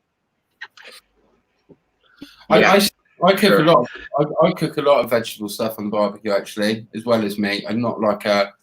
Don't get me wrong. I do like my meat, but I also like it to be really good quality as well. Do you know what I mean? I'm quite fussy about it. I like to know where it comes from. I like to know, I'd rather spend twice as much on something and eat it half as much. Do you know what I mean? I'm kind of like that approach to it, really. So, but I don't really get to cook that often on the smokers. When I do, I'll sort of really invest in something quite special. So I'm excited about cooking it. Do you know what I mean? What when you say something special, what cut would that be for you? No, not necessarily like the cut being expensive. Like I did some beef shin, like a whole shin. I think you call it over there like a beef shank, or it's like the whole the whole lower end of the cow leg, which is generally quite a cheap bit of meat, but it was dry aged for like 6 weeks on the bone. Do you know what I mean? And it was from, you know, like a really, really good breed of cow, and you know, I knew where it came from, and just you can just like just by looking at the fat and the color of it and the marble, and you could just tell it was an amazing bit of beef. Do you know what I mean? Yeah. So I'm not about. I don't really buy fancy cuts of meat. I just like to buy good quality. Like I like the dry aging. Like I just like the super flavor, you know. Mm-hmm. And I don't go mad with sauces. I very rarely use any sauce to my barbecue at all. I just generally, you know, I'm salt, pepper, garlic sort of person. Do you know what I mean? I like the flavor. SPG, man, SPG. I mean, you can take all about it, but that's, you know, that's the sort of, you know, the regional sort of barbecue that I sort of, you know, I'm drawn towards really. That you know, those flavors and that style. Not overly fussed about loads of really sweet sauces on my meat and stuff like that. Don't get me wrong, like I don't have a problem with it, and you know, I still eat it. But when I'm cooking at home, I tend to just keep it super simple, you know, and go for it like that. But yeah, I mean, you know, any sort of barbecue meat these days is not cheap over here, is it? Now No. everything's getting so popular. All those cuts of meat that we were, you know, once getting for nothing are now costing like 4 times the price, you know. Ox cheek, beef. That's like, yeah. All those briskets, everything, you know. It's crazy. Well, okay, so chuck roast, you know, they call it brisket's little cousin. You know? So it was cheap, right? The more popular it got, now that I swear to God, for between a 3 and a 4 pounder, I'm paying almost $30 US. I don't know how that converts over to you guys, but that's a lot for us. You know, usually when you could get it for half that price. Yeah. Yeah. Expensive. But that's, you know, that goes. Yeah. You two have just mentioned I've got a beef chuck in my freezer and I've got some beef shin. So Danny, how would you cook some beef shin? Because I brought it and I was gonna make a video with it, and I thought I'm not 100% sure what to do with it.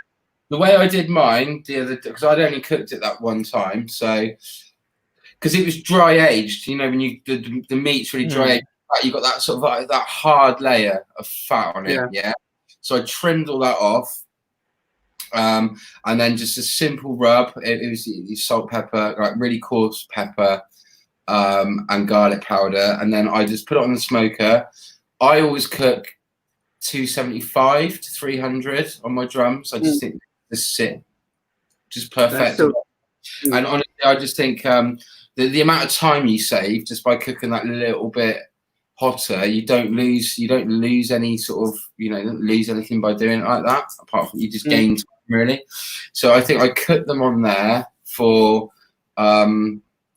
probably like 3 hours. Basically, any bit of meat that I cook, I always cook to color. So I don't like cook like to 165 and then wrap. Like I'll cook until it looks like I want to eat it, but you know, you can't because it's not tender. So I'll look at it and I'll go, right, that looks banging. The bark looks amazing once it's set, and then I'll wrap it. It doesn't matter what meat it is. That's kind of the way I do it. So this was looking good after 3 hours, I think, or 3.5 hours. And then because of the shape of it, it was I ended up putting it into like a little foil pan, and I made like a braising liquid for it, and that was, I think it was beef gravy, Worcester sauce, a little bit of soy sauce, salt, pepper. I knew Ryan was going to pick up on that one. What? Worcestershire sauce. There's been a constant argument about Worcester and Worcestershire sauce. I know. Worcestershire sauce. What the hell sauce? What the hell? You know that, what the hell sauce? Yeah. And then I wrapped it and then just braised it down, and then that took about another 5 hours, I think. And then you kind of just let it rest, and then you can take the marrow out of the, you know, you can take the marrow out of the bone, and then use that for something else.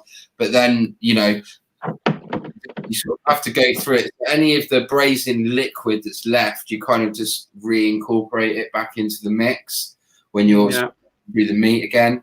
And yeah, it was amazing in tacos. That was what I used it for.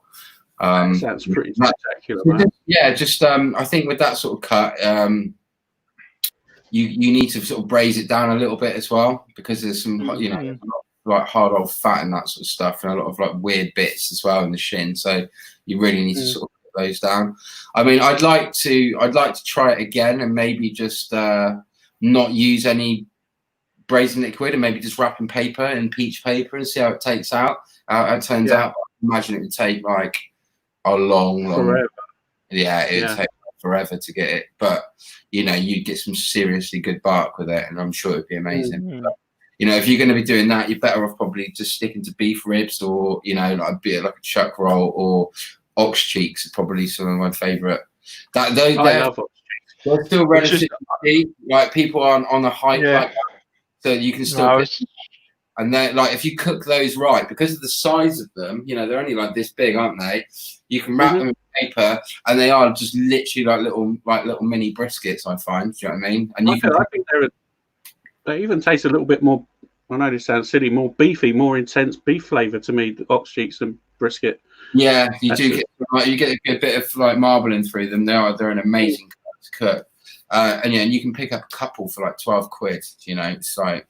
So a lot, if you're going to be working your way up to doing a full pack of cut brisket, that's probably the way to go. Do you know what I mean? Just by practicing little things like that. I think everyone wants to get in and just start cooking big briskets, but they're not easy to cook. Like, how much do you say your ox cheeks cost you? I can get a couple for like 12 quid. So probably like 500 grams for less than 5 quid. Well, there you go. Yeah, I haven't cooked them yet. Cooked them yet. But I was thinking of throwing them together in some form of chili. Yeah, that'd work. But now you're saying, like mini briskets. I'm just cook them. Just slice them, have them on tacos or something like that. Yeah. I think like you when you start putting it in chili and stuff, I think you really like the next day, any leftovers go into a chili. But I think you're missing a trick if you're not just getting that straight off the smoker and you're getting that the crunch. You know what I mean? That's the prime time to be eating something like that. Okay. So, while the bark's still crunchy, because it don't stay like you can't really reheat it like that, can you? You've got to just get in there while it's at its prime. So I'll probably do 4. Eat 2, not yourself, but save 2 back for chili, and then just have like 2 that have them at their best, I would say. But pork cheeks are really good. Pork cheeks are really cool. They're pretty. They're getting the like the sinew off the back of them can be a bit of a chore over the pork cheeks. They're quite fiddly, aren't they? Yeah, well, certainly the ones I've cooked. Where did you get them from? Morrison's? Yeah, they shouldn't they should be pretty much trimmed. I mean, I've never really bothered trimmed. Like the ones you get from Morrison's are like already done. But if you go to your butcher and get them, and you don't ask him to trim them, it's a bit of a shock to turn up. You're like, what the hell is that? But they're really good. They're fun to cook. They're really nice. We were talking earlier on about that.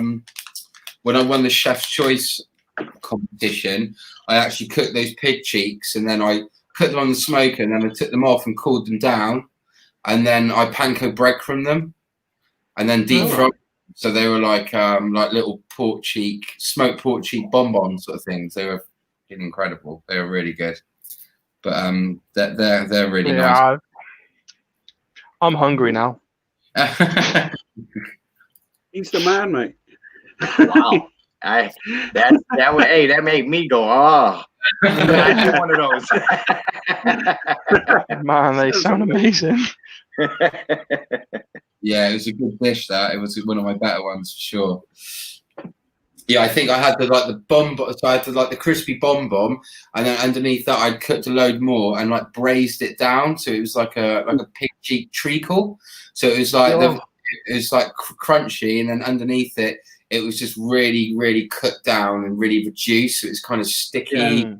and pulled, and then it had like an apple and onion like sauce underneath it. It was pretty special. Yeah, it's pretty. Wow. I reckon you need to make a Bristol drums like barbecue book. Yeah, do you know what? These are all things I've been thinking. I'd be first in the queue for one of them. Yeah, especially from what you've just told us, stuff like that. I'm on that all day long. It could just have like a burger section and then a barbecue section, basically. The burger section be a book on its own, mate. From what I've seen, yeah, 2 books. Yeah. Although all my burgers are pretty. I like to keep my burgers pretty simple. Again, just really focusing on the beef.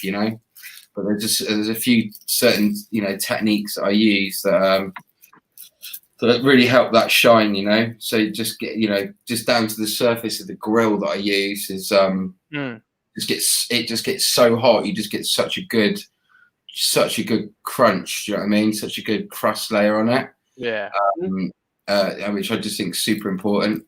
And I'm not going to give all my tricks away, but let's just say that when I smash them so there's different textures. So it's kind of medium in the middle, and then the outsides get wafer thin. So they're kind of crunchy on the outside, and then they get moist as you go in, which is also like, for something really simple, you've got a lot more, it's a little bit deeper than you'd think. Do you know what I mean? There's a bit more to it. A bit more entertainment for your palate, isn't there? I guess. A dirty little cheeseburger, but it's actually quite refined once you break it down a little bit. So what do you cook those on? I cook them. I've had like a custom like grill made. It's just a big flat top. I think you've got I think they're called Blackstones out there. Yeah, a bit like that. But that's a Blackstone. That's all he cooks. Well, his channel, he does dueling Blackstones and all of that live cooks. It's really, really cool. He does some good stuff. But yeah, it's like one of those. It's got three cooking zones. It's got a really nice mild steel top, so it just gets super hot, man. And I have it completely off on one end. So when I'm catering, I just smash on this side, and then I flip, and then I put the cheese on, and then I just move them to the end with the lids on the top. Because I think I cut my burgers like 90% on one side, so you get super crust, and then I flip it and then just put the cheese on, and then I just move it over. That's the way I do it. So they're quite thin patties. Do you like onions? I love onions. Okay, sliver. Get your cut super thin, right? And put it right on the ball, before you're about to smash it. So when you smash it, it's in that meat. So the next time you flip it, it fries that onion, and then you slap the cheese on. Yeah, I love those. George Mott style. Yeah, Oklahoma. Yeah, that fried Oklahoma. Onion burger. Yep. Yeah, man.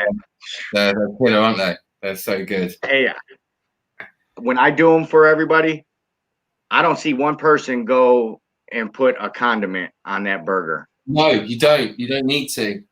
Not a single person. And they're like, all the burger enthusiasts are like, you're smashing all the flavor out of the burger. No, I'm trapping it.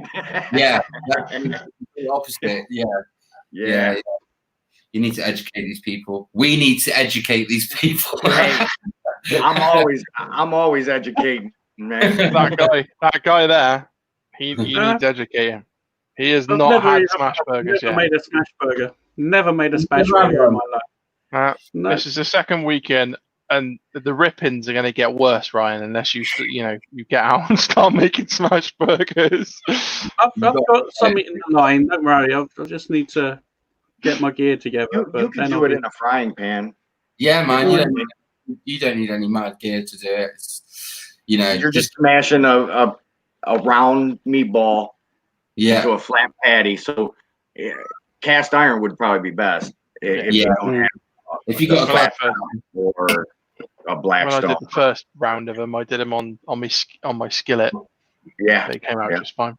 Yeah, I know Kettle sells Weber sells attachment now, a flat top. Yeah. Mm-hmm. Yeah.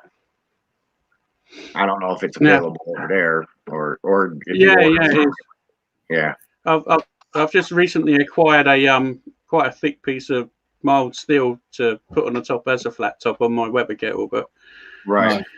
it just needs to be seasoned, and then I'll be rocking on it. My I've done a only couple thing, of cooks on it, but it's still not. my not only quite there thing yet.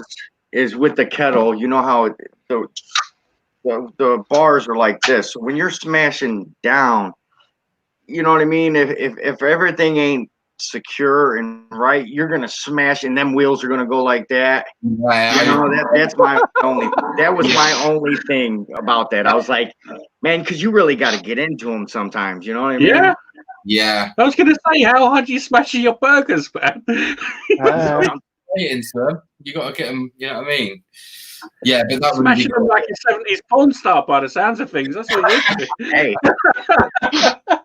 Hey, hey, welcome to the pub club. I'm trying to find me something heavy, like sort of like a Thor's hammer. You know what I mean? Uh-oh. And I swear to God, I'm gonna put the ball of meat on that Blackstone, and I'm gonna. I have a feeling. Whack! I've got a feeling Daddy's coming back with something. Yeah, this is what I use. So it's like a French like meat mallet thing.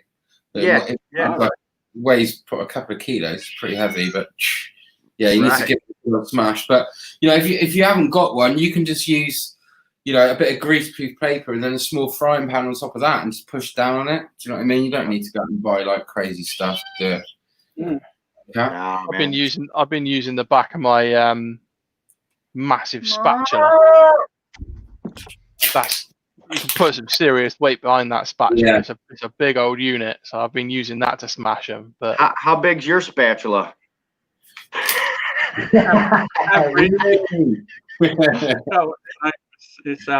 It's small but perfectly formed. That's all I'm going to say. Yeah. Cider says your meat smasher looks like a butt plug. Yeah. Blimey, Cider. Yeah. You've been in training, son. That's why I said, welcome to the pub club. You've got a 2-kilogram butt plug. Jeez. No, it's definitely He also wants to know, Danny, if you remember the hot wings at Grillstock, a certain female judge that wasn't impressed. No, I don't. What with my hot wings? Or did someone? I don't know. He's put. Do you remember the hot wings at Grillstock? A certain female judge was not impressed. Oh, I can't remember now. I'm sure he'll let us know in a minute. I know there was a thing going around where people were just putting stupidly hot sauce on wings and giving them to the judges. That was quite funny. That was quite a funny, some of the hot sauce just completely melt your face off, sort of thing. There was a lot of that going around, which is quite funny. He might be on about that. I got a pretty big spatula. Yeah, there he comes. The fucking size of that. I reckon that's just a camera angle. I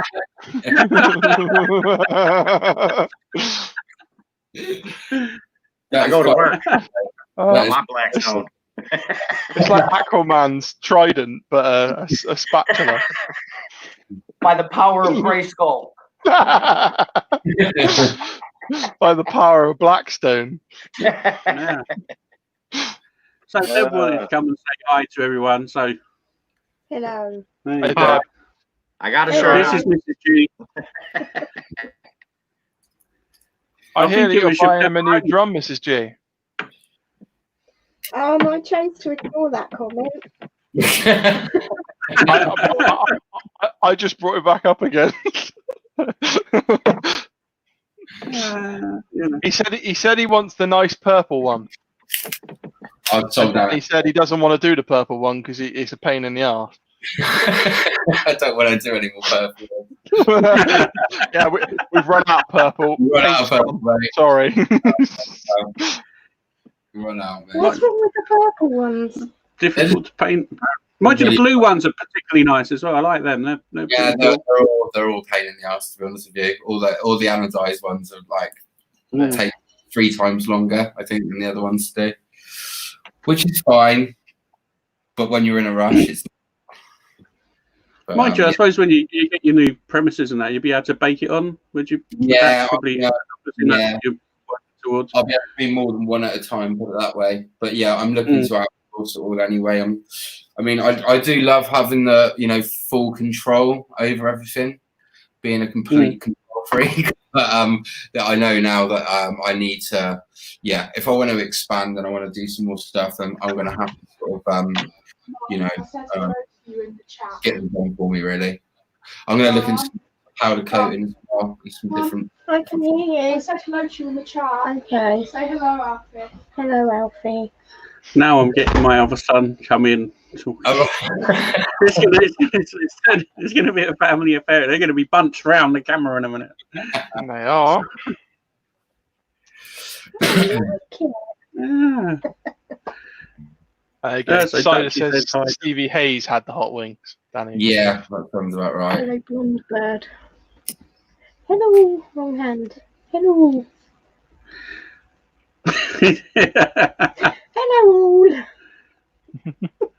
Christ. Right. Right, I'm going to go and finish my gin. All right, then. Well, thanks for coming on, my darling. That's okay. Nice. You'll have to get her to talk about gin soon. She can barely talk after gin. I don't know about talk about it. We'll get to talk about it before she has it then. Yeah. Oh yeah, look at that. That's not a gin glass, is it? That's like a fish bowl. Down it, down it, down it, down it. Oh. Ah, God love her. She's a good girl. Looks after me. Well, puts up with me. That's the main thing. It says had beef heart at our last northern tailgate. Once was enough. I've not tried beef heart before on a smoker. I would have thought that would lend itself to braising. Personally, I don't think you'd be able to cook it on a smoker, would you? It's quite. Yeah, you do. I think. What did I? Was it? I can't remember what it was. I was watching the other day. On TV at the minute, barbecue something or other. It's not. Is it fire? I can't remember. One of the chefs on there was cooking heart. Did it straight on the coals, caveman style. All right. Yeah, it's a heart. I'm not sure I'm all that. I mean, don't knock it till you try it, but yeah. I'd probably try anything once, if it tastes good, it tastes good, I do find some offal a bit too, a bit too strong for me. Some of the flavors come through. It's a bit. I've done the chicken hearts, and I'm just. Yeah. I don't mind those grilled, on a kebab over direct charcoal. I don't mind that, to be honest with you. It's quite nice. But I think it's just down to the cooking. With any sort of offal, it overcooked and it's just disgusting. You know what I mean? And undercooked and it's just too chewy, so it's quite a hard thing to cook. It's like chewing on a rubber. Aye. That was certainly the feeling I had when I had the chicken heart. It was like chewing on rubber. Yeah, not cooked right then. Not great. No. Where did you have maybe that's in this country, or did you have them abroad? No, it was in a well-known place in Cabot. That goes around, that does all the different meats, and they might have. Yeah, you know the one I'm talking about. I know the one you're about. Yeah, I had it from there, and I was like, nah, not sure. And then I had it from another place that was a similar kind of concept up north, and same thing, like little rubbers. Well, you tried them twice, mate. Do you know what I mean? You tried them twice. You can just let them slide. Do you know what I mean? Just let it go. Yeah. I'm not having them again. The other bits are all right, but What is it? Do you cook anything like that over there, Lep? Hearts or offal or anything like that, mate? Bison's big. Elk. A lot of the big game is, and just depends on what region and what parts you're from. Certain areas eat it more and put it in their, everyday recipes or cooked meals for their family. Obviously, Texas, they'll do anything, man. The South, Louisiana, Alabama, states like that, they do a lot of that funky stuff. I don't, pig's feet, chicken feet, and I ain't messing with all that. Gizzards and hearts, and I when I was younger, I did used to eat liver and onion. That's good. Liver, onion, and bacon with a pound of ketchup. It was so dry. I was like, dip it in some ketchup, man. I tell you, liver and onion cooked well is delicious, man. It's really, really good. Yeah, but there's a fine line, isn't there, to get it right, where it can be super dry and disgusting to be actually being really, really nice. Yeah. You've just got to have the balls really to know when to. Basically, you've got to pull it off before you think it's cooked, and then it's okay, because then the resting will bring it up to temperature and it'll be good. And if you cook it in a shitload of butter, it will normally come out pretty good anyway when you just drown it in butter. Do you know what I mean? So, yeah. Butter helps everything. Butter's like like the rescue sauce, isn't it? For everything. Yeah. That looks dry as Gandhi's flip flop. Fuck it, chuck a shitload of butter on top of it. Funny. Yeah, you just got. Yeah, it's cool. Yeah, everybody's got something on their menu that one of us are going to be like, no thanks. You know what I mean? Doesn't matter what country you go to, what parts, and I see some stuff on TV, and I'm like, why? I wouldn't even go visit there if that's all they got to offer. I ain't going there. You know what I mean? Like, I'm good. I'll stay right here and eat some hamburgers and hot dogs. Now I'm eating pig lips and pig butthole. Let me get a hot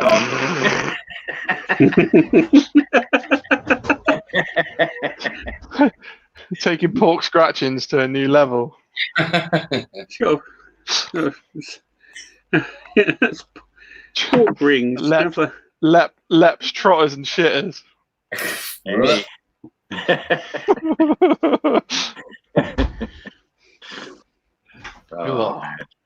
Pork liver insider. That sounds good. Soak it in cider. Yeah, cider. Just put pork liver in cider. I bet that's pretty good to cook. Let's seeing that in the chat. Nice. I soak my hot dog in cider. Really? I'm not sure whether that's an innuendo or not. His face was cracking before he even said it. I was just going to ask, what sort of cook time is that, Lep? Is that a fast cook or is it low? How long do you cook it for, man? It varies, doesn't it? It depends on the temperature, outside temperature, the mood and all of that. It's probe tender. It's probe tender. I'm sure it is. Very good. I bet it's tender when it's done, isn't it? Comes out looking like pasta. Went in looking like a hot dog, came out looking like pasta. Oh dear. It all goes downhill after the first hour, doesn't it? As soon as you get lap on, it just turns from a civilized conversation to just smart. I'm glad I got glasses on. You can't see me crying. This is exactly why we introduced the pub club at the end of our interviews. Brilliant. I messaged you the other day. What time's the pub open? Well, you know, it opens when the interview's done. I haven't seen Charlie very much in the chat today. Has he disappeared? Charlie's been around. He's been around. I don't know where he is now. I just messaged him and no response. So it's Sleeping. 4:20 where he's at. So it's probably about dinner time. Mm-hmm. I know All he the said time, dinner time. he said he was going to do some ribs and do a video since he got his new motherboard for that pellet smoker. Oh, he's got it now, is he? The controller that he blew up after the first cook. Mm-hmm. That's just not. I'm surprised he's kept hold of that.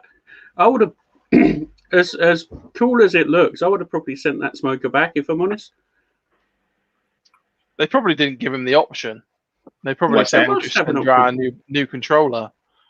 But it controls the whole thing. So you know what I mean. It's the head unit. So you switch it in and out. It's all connection, all wire. You know, nothing science to it or anything like that.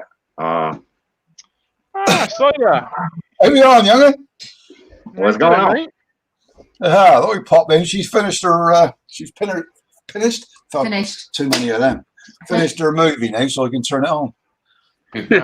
got my earplugs on listening to me before that. You're right, So how you Danny. been, mate? Yeah, I'm fine. Yeah, welcome on side. It's good to see you, mate. You keeping well?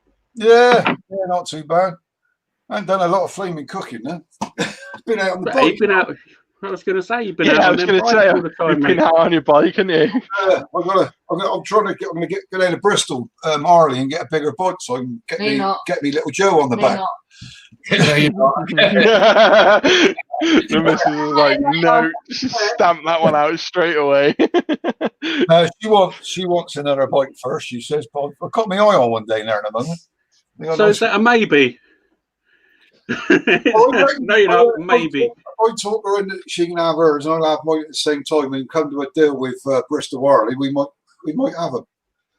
But Mind you, the one you got looks decent, mate. To be fair, that's. I Really bought nice that looking. brand new in 2001, and then got ill after a few years, and it was off the road for 12 years. So yeah, it's been in a heated garage. So Decent. yeah, it is good. So I went and had the MOT done, and he said, "Of course, since your last MOT, you've done what was it, 3 miles or something?" Oh my God. How many Back and years? forth to the MOT station. It was 6 miles. 6 miles. Yeah, and then I got ill and had to take it off the road. At least the MOT's yours. Yeah. It's to fail mine each time. For being But yeah, it's quiet. the same. That's the same tire. Is it the same tire? No, it's the second tire since I bought it. Wow.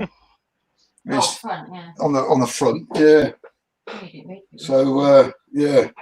So it's nice to be back out. I must admit. It's Yeah, nice it's decent. Shame that- Nice shame- bike. Shame the weather's taken a turn for the shit, isn't it? Yeah. No, it can't come out like this because it won't go. Solar powered. Yeah, solar powered that thing. a fair weather biker. I never had you down as one of them, mate. I thought you'd be When out. you're driving on a Harley. I never used to. Yeah. I The never- cleaning's the fun part. You get to look at your bike. Yeah, but it was only clean it since all I up had and the finish Harley it. that I am bothered. Mm, Too easy to get in the car or the van, isn't it? Yeah. yeah, true that. That's true enough. And I won't ride it to work either. It's too much hassle because I got to carry so much gear to work.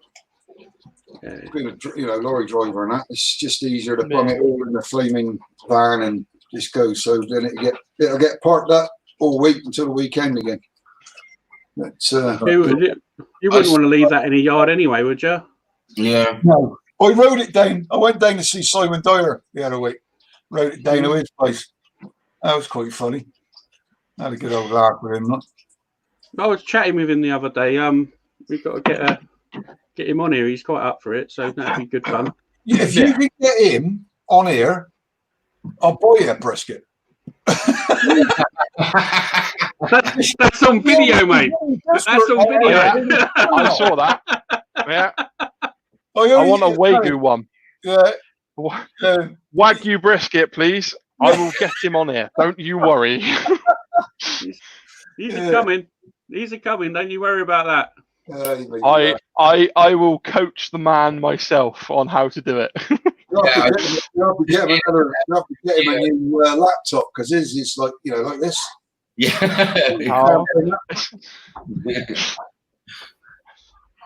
The trouble is where he lives, his internet connection is so slow, ridiculous. You can do it over 4G. That's no worries. Yeah. Oh, On a mobile should be good. What do you reckon, Matt?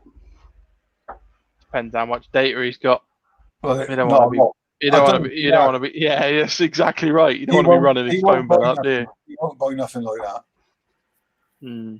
It's yeah. Oh, we can only but try, can't we? Try and see what happens.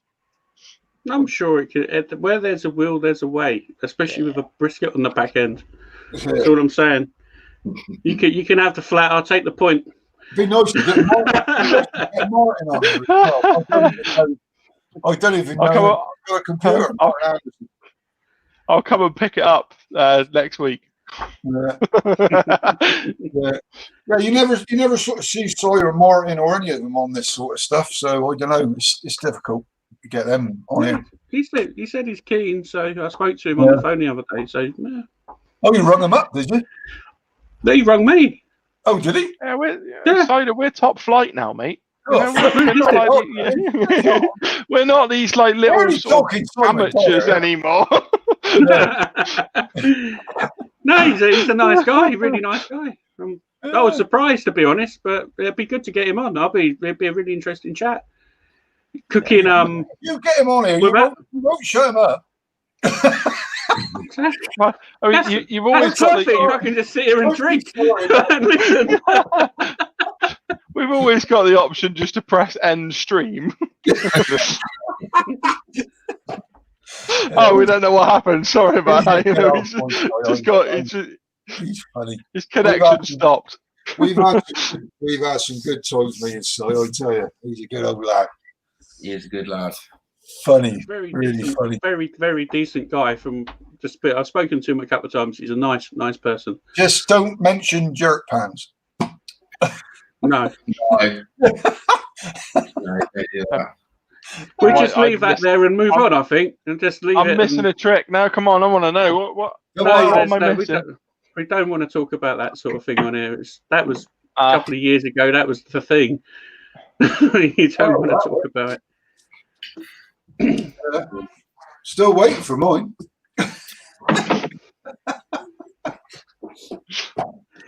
I wouldn't like to comment. There's probably people still taking that through the small claims court, I would think. Oh, I bet. I would imagine so, yeah. Yeah. I don't think they found him, have they? No, I don't know. Eventually. Big old hoo-ha about that, though. Right. Yeah. As I said, we just put that in the side in and move forward. Just march forward. We don't want to talk about that. Well, I don't anyway, not on this show.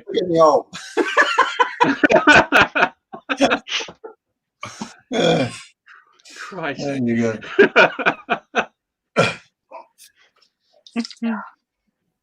Right, lads, I'm going to have to chip off in a minute. No worries. Thank you. That jerk pan, wasn't it? Yeah. I didn't say that. You said that. Yeah, I've got to get up at 6. But yeah, thank you for having me on. It's been great to meet you all. No worries. Thank you very much for coming on, mate. You've been more than welcome. Yeah. Thank you very much. Anytime you want to come back on, Danny, you're more than welcome. You've been a great guest. Really, really interesting. Well, I can just dip in next time on the little pub section, can't I? Yeah, sure can. Yeah. When you got new drums to pedal or cookbooks or burger van promotions, as I said, you're welcome anytime. You've been a pleasure. I appreciate Thanks for coming on, man. I I still do want appreciate that purple paint. Yeah. Right, guys, look after yourself, yeah? And you, mate. Yeah, definitely. Take it steady. Yeah, catch you later, buddy.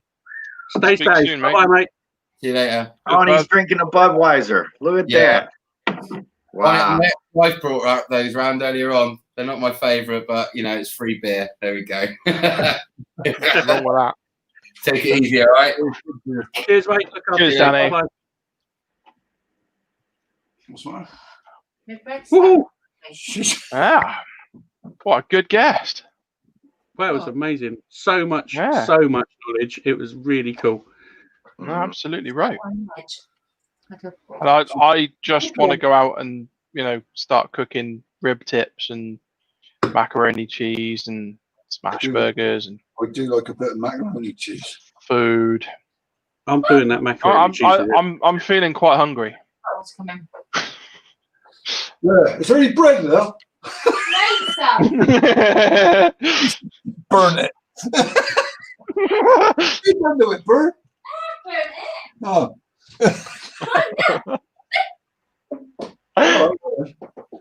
She We got can't her see from here though. She got her low face.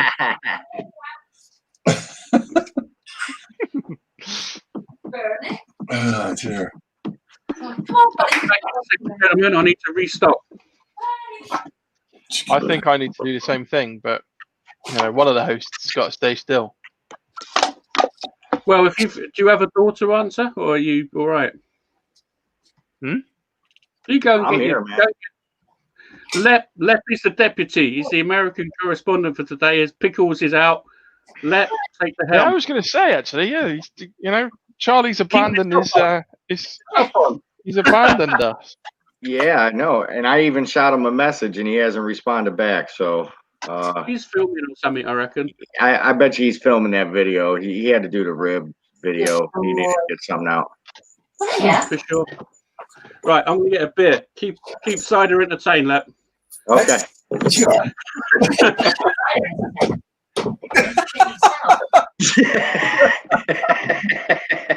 Jazz hands. And then there was two. Dear me. What kind of Harley is that? The deuce. It's a small bike. Oh, all right. She wants a bagger. No, hers. Buddy. No, it's Softail Deuce. It's Yeah. yeah. We do. Buddy. Shut up, talking. He's having a burp. Oh, we've got his bone. Yeah. Oh, you got it now. Trying to go to the other dog because he had his bone. Got grump on. Shut up. Come on, sit. Sit down. Look, I've got it. Look. What's this? God. What's this? Hang on, turn that TV off. It's too bright. Buddy, what's this? That's better. That's it now. Sit down then. It's a good boy. Yeah. Hey. You said you I were was watching that. fair weather rider. You know, here in Cleveland, you only get a good 3 months to ride. So if a day comes about and it's nice, these guys don't care if it's cold outside. They'll jump on the bike and roll because Yeah. you're paying for insurance for a whole year and you only get to ride 3 of the 12 months. You know, so It's the same here. We only get that time as well. yeah, It rains. yeah, it's Howard. So, you know. yeah, it's definitely not California or Florida where you could ride year round, you know. Yeah. Look at that. We're live on TV in the background. But when you got Chrome, you can't. Like it's time. You put it on the telly now. There's a nice delay though, isn't there, between Yeah. what comes up and then what we're saying.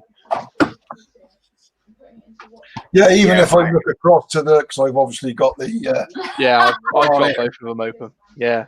That's funny. I I like his hat. I let me lick his hat. thought it was Boy George coming on.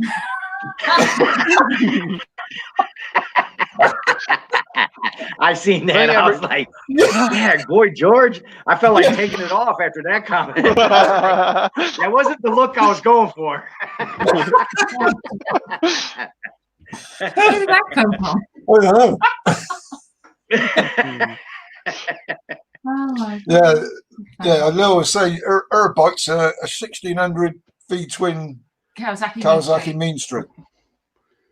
So it's actually bigger CC than mine. Yeah. Mine's It's 14, isn't it? mine's 1450. 1450, yeah. Twin cam. I'm looking at another one there. You were an Indian, weren't you? No. You've changed your mind now. No, I was on about for you, an Indian. Anyway. I don't want an Indian. No. I want to Serious bike. Eh? Indian serious bikes, mate.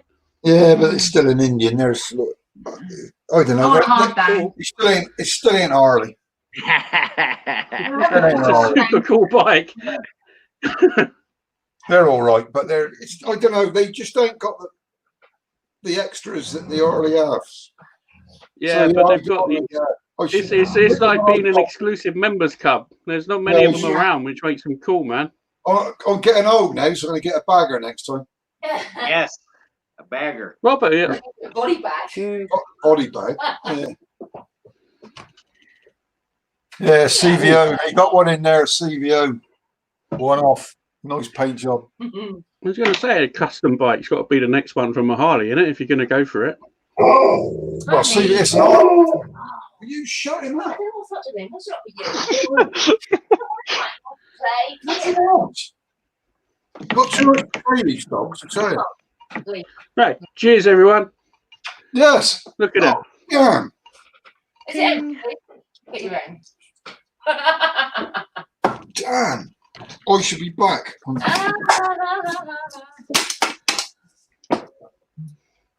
He's empty. Yeah. My battery's gone. I'm not as remote control to getting beers at the moment. You need the exercise, and you have. Any buds? Hey, just. Stand it, buddy. Come on. The mother-in-law just showed up. Oh, beautiful boy. That's the dog can, then. You don't need dog food. You picked up the dog food, then. Oh, that's a nice can of beer. I'm in the garage. They're in the house.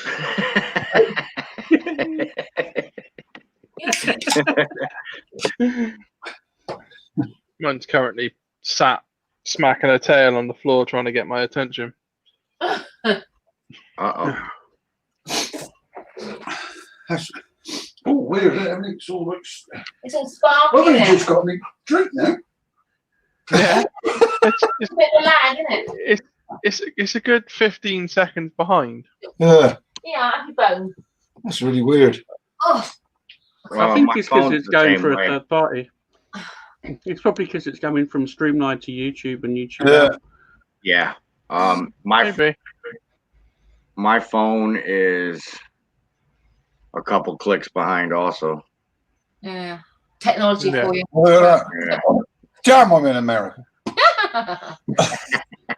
We're global, mate. That's what we are. We're not just we're everywhere. Yeah. I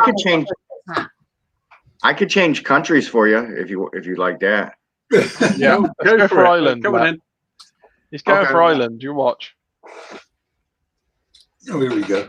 He's going to come back, is it? What's he going to put on?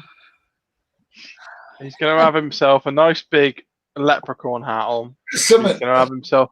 He's going to have a big flag wrapped around his shoulders. Oh, hang on. Some green glasses, I reckon. Buddy. Or he might just come back with no clothes on like last time. No. I don't do that. Oh, no, it's a Mexican lep. Oh, let's Ah, go. hey! Andale. Ole! Oh. Down, buddy. Come on. It's not Taco Tuesday. Oi! Cerveza! Hey! Dear me. Never fails to surprise me how far we're gonna just take our randomness on this show. We're pushing the boundaries, mate. That's what There we are. Yeah, definitely. That's what we're doing. Hey, I got my poncho. Oh, cute. I like that. Wow. Very suave. Is this what you used to wear for Taco Tuesdays? Yes. Yeah. I call myself. I'm a redneck, and I like Mexican food, so I call myself Red Mexican. Mexican, nice. Then this other guy from Canada started calling me Lepla Mexican, so I got all kinds of nicknames. Yeah. Yeah. You can ask if you want. Yeah. She said, "Where are you?" Cleveland, Ohio. There you are. Oh, I know. A good film that was filmed there. Which one? Beyond the Law. Where you Oh, from? yeah. Cleveland, Yeah, Ohio. it was. Yeah, it was. Daniel Saxon. Do you remember that biker What was movie? that?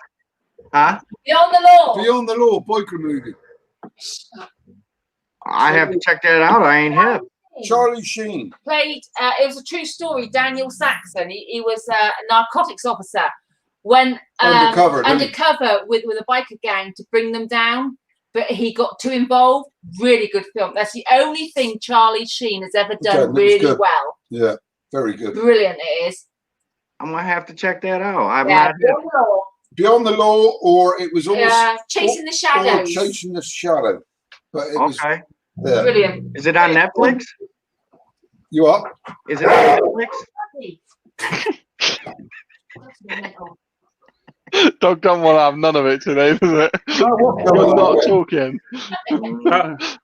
I don't think the dog likes that film, to be honest. He doesn't sound very keen on it. Oh, not again. Sure.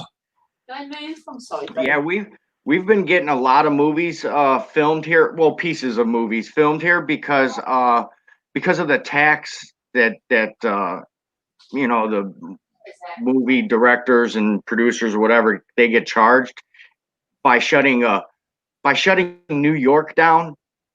You're getting charged. You know what I mean? It's so busy there, and it's hard to shut down a block to film a movie. So what they're doing is they're coming to Cleveland and turning, our city blocks into other, even like in Avengers. I want to say it's like over there by you guys that they turned our city, even the street names. They changed the street names and everything. It was pretty cool. We got Fast and the Furious. They did a movie here. That new one with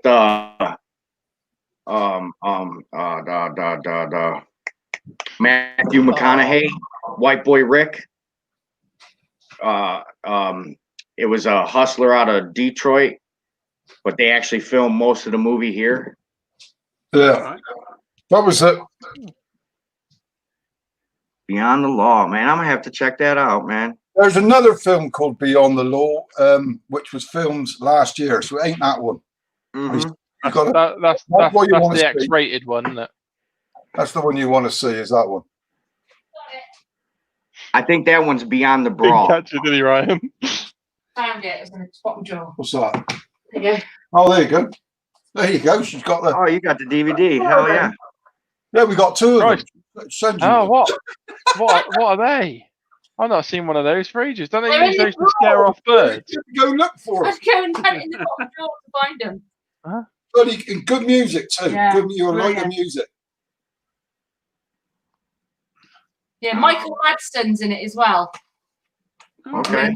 Madsen, yeah, he was the president of the bike club in it. Brilliant. So is it based about the Hells Angels? It was an Outlaw group. biker. Outlaws. Not- Okay. Yeah, not. They were outlaws backpatch, but not Yeah. Hell's Angels. Not Angels, but Outlaws. Okay, Yeah. because we got a headquarters.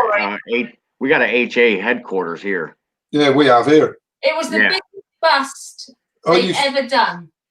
The police had ever done. Here's- First see strike. my nose? That was the Hells Angels clubhouse. Wow. Yeah. Took one on the nose, huh? Well, I did tell them to. I didn't think they were going to, but they did. I said, let's have it. That was a stupid thing to say. You did it. Yeah, You you I love definitely it. get it. stupidest thing I think I've ever said. You call them out, you're going to get trouble. Oh, So I used to go to Easy Rider biker rodeos, all right. and it was like sponsored by the Outlaws. All right. They would have this huge campsite, right? The sheriffs would raid that thing like 2-3 times a day. Their campground, just because they didn't want them having weapons. I mean, come on, you take away what they got right now. Yeah. There's another one coming in the gate Yeah. with everything. You know what I mean? Yeah. You ain't stopping it. You ain't stopping them. Yeah. But you had to be on your toes. You couldn't be too drunk and loose lips. You know what I'm saying? You know? Yeah. Loose lips sinks ships. As I found out. I used to go to a similar thing in the UK.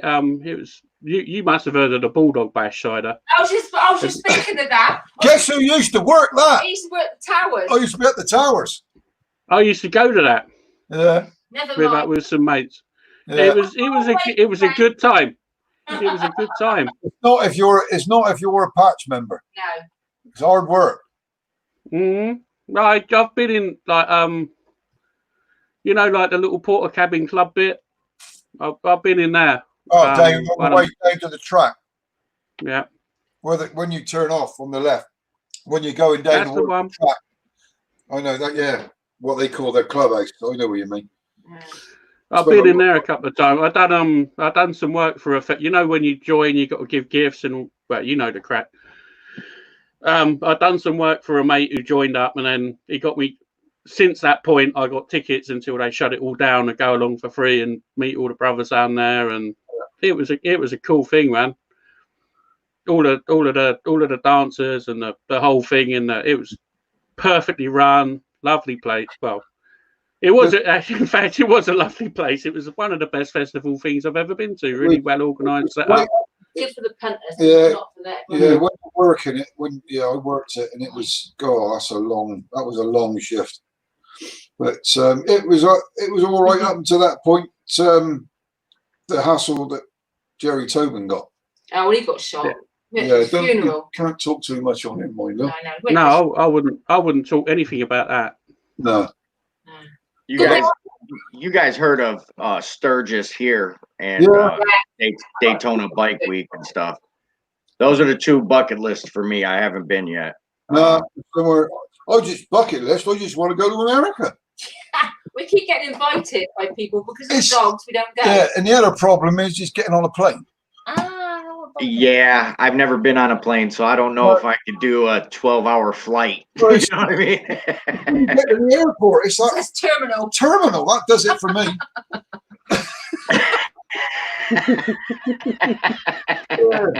And if the black box is so bloody good, why ain't the whole plane made out of it? Yeah.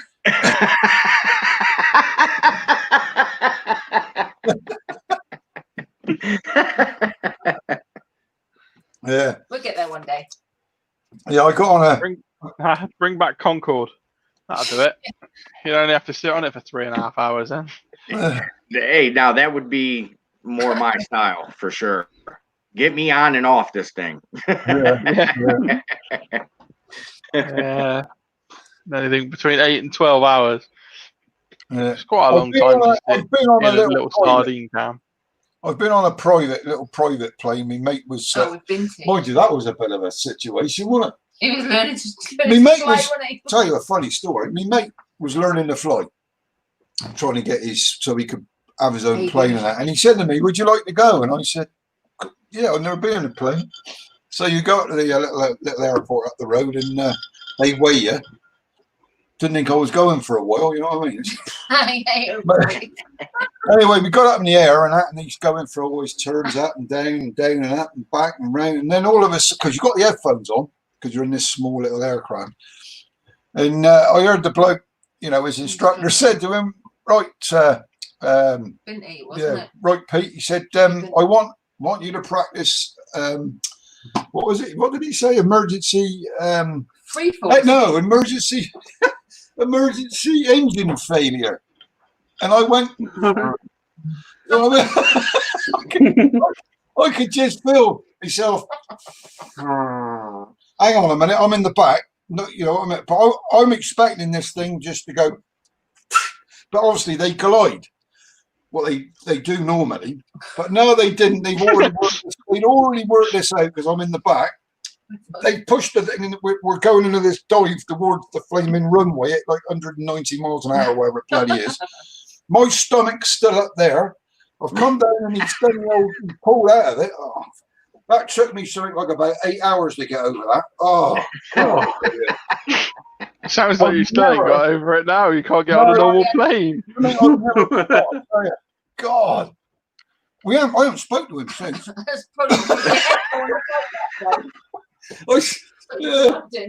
God. Terrible. It's what is it, Saturday morning? So what's cooking? Who's cooking what tomorrow? I'm gonna do some pork, I think. Yeah. Yeah, bung it in the drum, I think. You still got loads of mutton to do. Yeah, I know. Freezer full of mutton. Oh, cool. That last one we did was beautiful. Nice, that mutton we did, yeah. Get the smoker out, sort that out. Yeah. I'm waiting for a nice day to get that other piece out. I was going to do it the other beautiful. It's a good weekend this weekend. The weather's nice. That's all I'm going to do. Might be over for you, but it's fucking it down for us. I thought it was to be crap. Look. They mentioned it's nice to. I know. I've changed my mind. The weatherman tells me that tomorrow is going to be all right. Sunday is just cloudy. Whereas this morning it said it was going to piss it down all weekend. Get it out. I've got a fine supply of cider, a great big lump of pork, a hot tub, and a very willing missus to supply me with cider. So I'm made this one. Yeah. Was it Jason Latham put up something about he's on about moving some of his smokers around so he could get a hot tub. I said, I got a bath I don't use. Yeah. It's like getting wet all in one go, isn't it? What do you mean you don't use it? I said, well, I haven't had a bath in, I don't know. Years. He said, 20 odd 30 years. I said, no, I got a shower. You stand in them. It's all like too much getting wet all in one go. That is.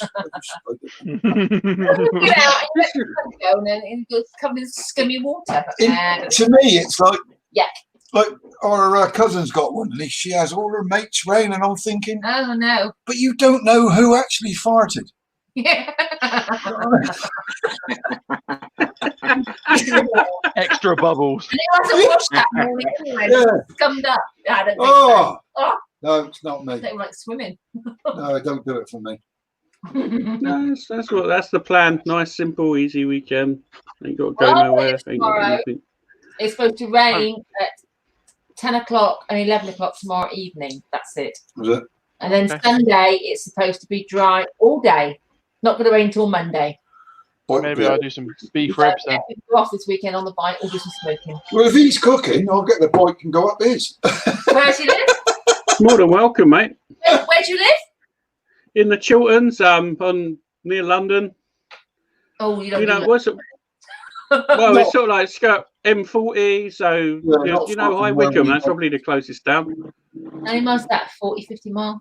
You weren't far from when I saw you that time when I had my gear out there. You weren't far from there, were you? No, about 3 miles away. Yeah, that's what I thought. Yeah. What do you reckon? What? Bang up on the bikes and say hello? Oh, I don't know. A bit tomorrow. More than welcome, mate. Anytime you want. Go there, say hello, come back.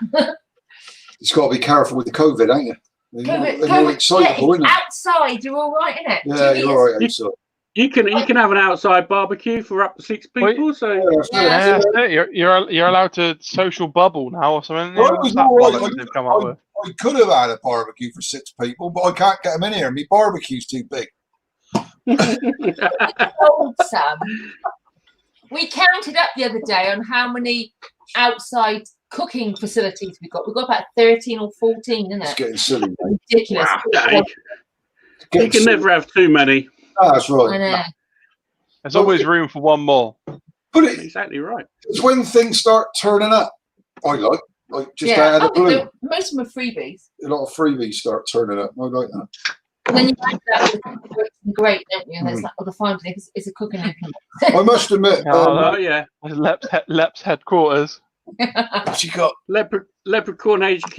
I got yeah. the Blackstone in the I got the corner. old school Blackstone, 36 inch. oh yeah. I got the new one, the range top. There's no swearing in there, is there? What, gas? Fired by gas, yeah. I got the Pit Boss Pro Series 4, and I got That's a big a Weber Kettle 22 Performer. And on the ground over there is Oh, a yeah, Gaffney grill yeah, I see it.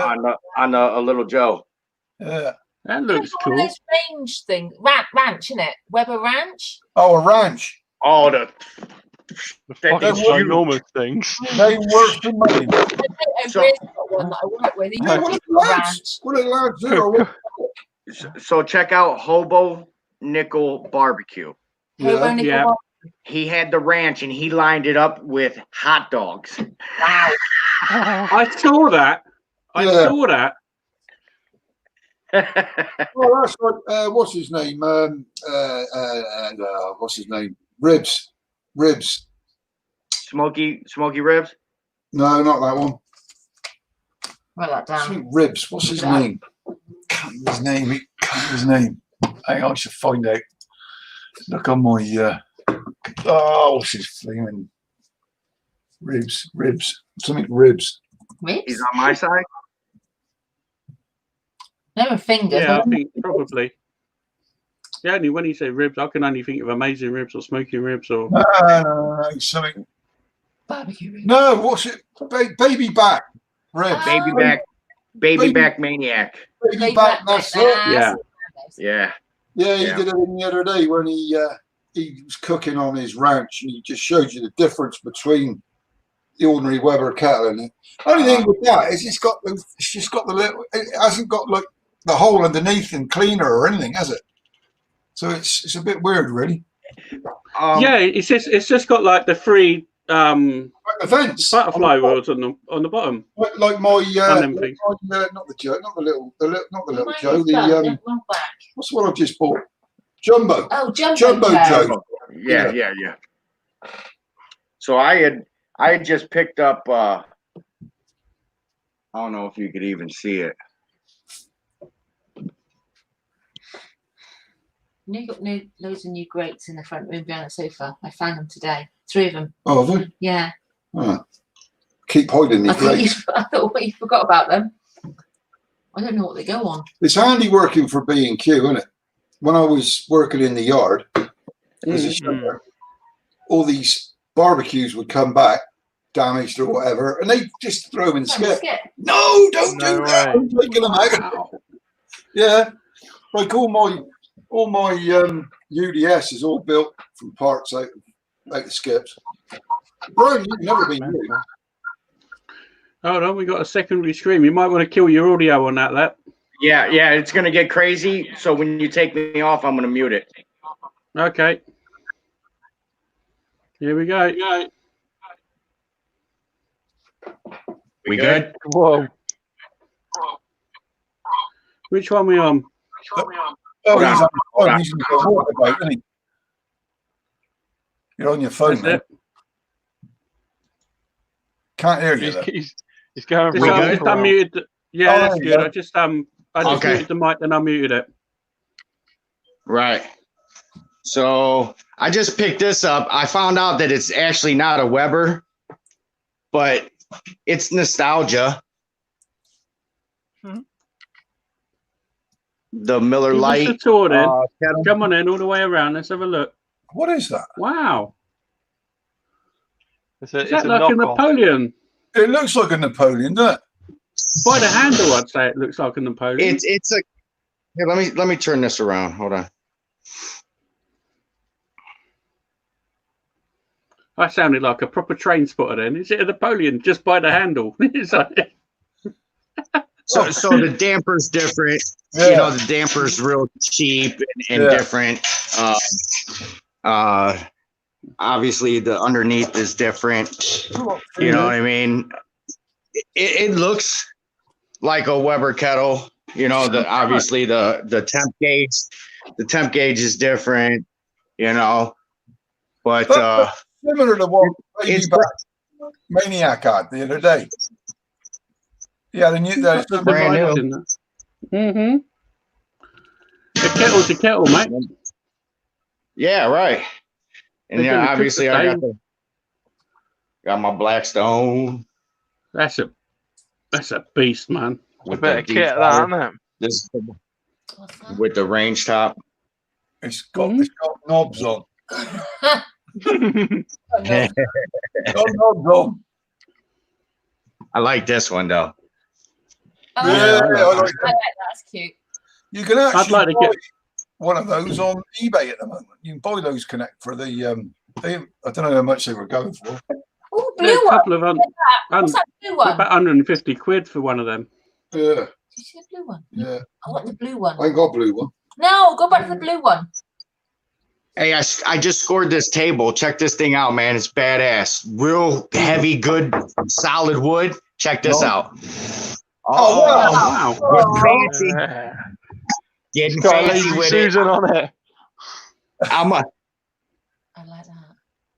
A nice summer barbecue party there, mate. Oh, I see. hey. I'm gonna hook a motor up to it, and it'll be my my finishing plate. When I put it on there, I turn the motor on, and it'll just turn it ever so slightly, so you get to see all angles. I can see that going wrong, Lep. I can see you like wiring up a motor to it, putting it on, and it just fucking fling your food across the fucking garden. I got a Kawasaki motor hooked up to it. You want a what? Crazy white bitch. You want a crazy white bitch? I want a bitch with a mean streak, so I want a crazy white bitch t-shirt to go with it. Brian, don't mention the war. Yeah, don't Did mention you see Oh, that God. on Facebook? Man, how can they get rid of that? How can Oh, they take that down? oh, We've got funny. 40 towers. It was 40 tower. That's what it was. That's what I was on about. 40 tower because they're saying about all the black It's thing. history. It's just history. It's history. Lep, you gonna stay on your phone, or you want to come back on the PC, mate? I'd rather be on the PC, tell you the truth. No, That add way, it in and that way my phone's free. So Mhm. I'll just X out of this one and jump back in. Okay, cool. I'll do his phone. Yeah, it show you can show your Oh, rank. right, yeah. There's PC there, doesn't he? In the, Yeah. in the Just a phone. chair. Can you What? get us a little whiskey pot? Got a- No, we want a little whiskey pot. I've got a wiki left. Oh, you have up there. How you doing, Matt? You all right? Hold on, Yeah. yeah. I think I'm going to call it a night. You don't want it. Where are we on the stream? How long have we been going for? Oh, 2.5. 2.5. How long are you paying for it, or are you just doing a free one? No, it's a free one at the minute. But we only get a certain amount of time, so Yeah, but it's all right. I didn't know Get that. 20 hours a month. yeah. I'm going to say it's only so many hours. Maybe mate's coming back on it, isn't he? Maybe back in a minute. Yeah, Lep's coming. Lep's there now. There he There is. we go. Back in the room. Right. I'm going to love you and leave you guys. It's been good. Right. And until next week. Yeah. Yeah, it's been great, Matt. It's been a good one tonight. Cheers, brother. Yeah. Yeah, definitely. We chat tomorrow, get it all uploaded properly, and then Yeah. No worries. Ching, Ding. ching, ching, ching, ching, ching. Have a good one. Speak to you later. All right, see you, mate. Bye bye. Bye-bye. Y'all are winding down. I'm just getting started. I'm fine, I am. We ain't gonna get up in the morning. We're all right. Right. But what I'm saying is, you know what I mean? It's already midnight for you guys. Yeah, that's it. It's 7 o'clock. It's prime time. It's Yeah, you know, happy hour just ended. Now it's time to get the party started. that's right. That's right. Yeah. I must admit, Lev, I'm quite conscious that Philip Riddick's going live soon, isn't he? Or he does this time-ish. I don't really want to stamp on his. Not that I'm going to make any impact on his lives. Daddy Cooks, isn't it? Does he go live on a Friday-ish? With his podcast, it's a crapshoot. I don't think he has a set time. He just goes live. Okay. Usually Friday nights. In that crew, it's pretty much open. Okay. Nobody has a show on Friday night or anything, so they'll do random lives here and there. Mm-hmm. Nothing special. Buddy's bucks toes behind you. No, I'm just a bit conscious of not really wanting to Oh, no, you're good. Oh, you're good. You're all right. I was gonna go live earlier and open these. Oh yeah.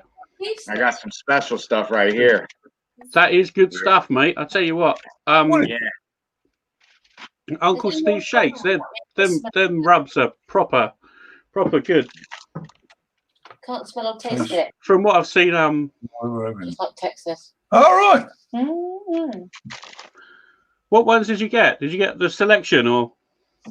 These are signature. He did them for me. Oh, okay. You have to let's open one. Why not? No. Look, you say that for you could do a video on that, dude. No, I was gonna do it during dueling Blackstones tomorrow too. So okay. What are you watching, Sider? Porn. No special video. You know what I mean? Mm-hmm. Turn it off.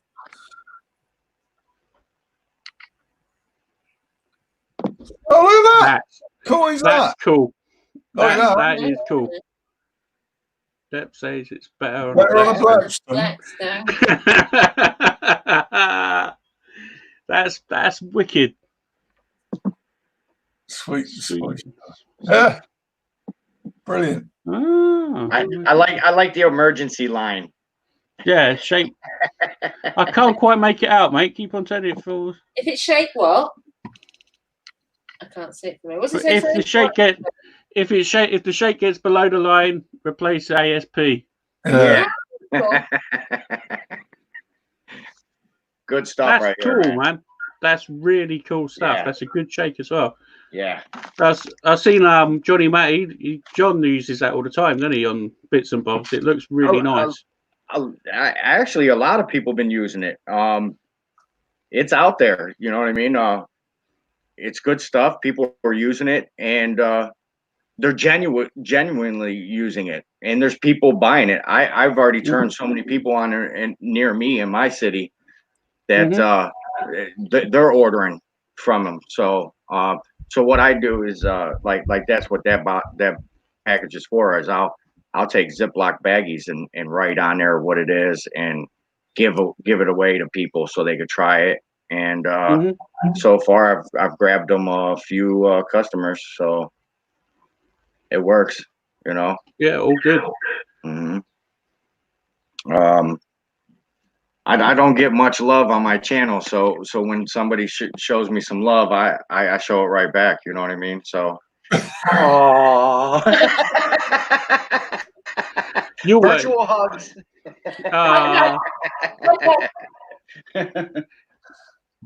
You're a dude, Lep. You're welcome here all the time. You know that. The door's always open. In fact, we need to interview you properly, so we get a date sorted out for that, man.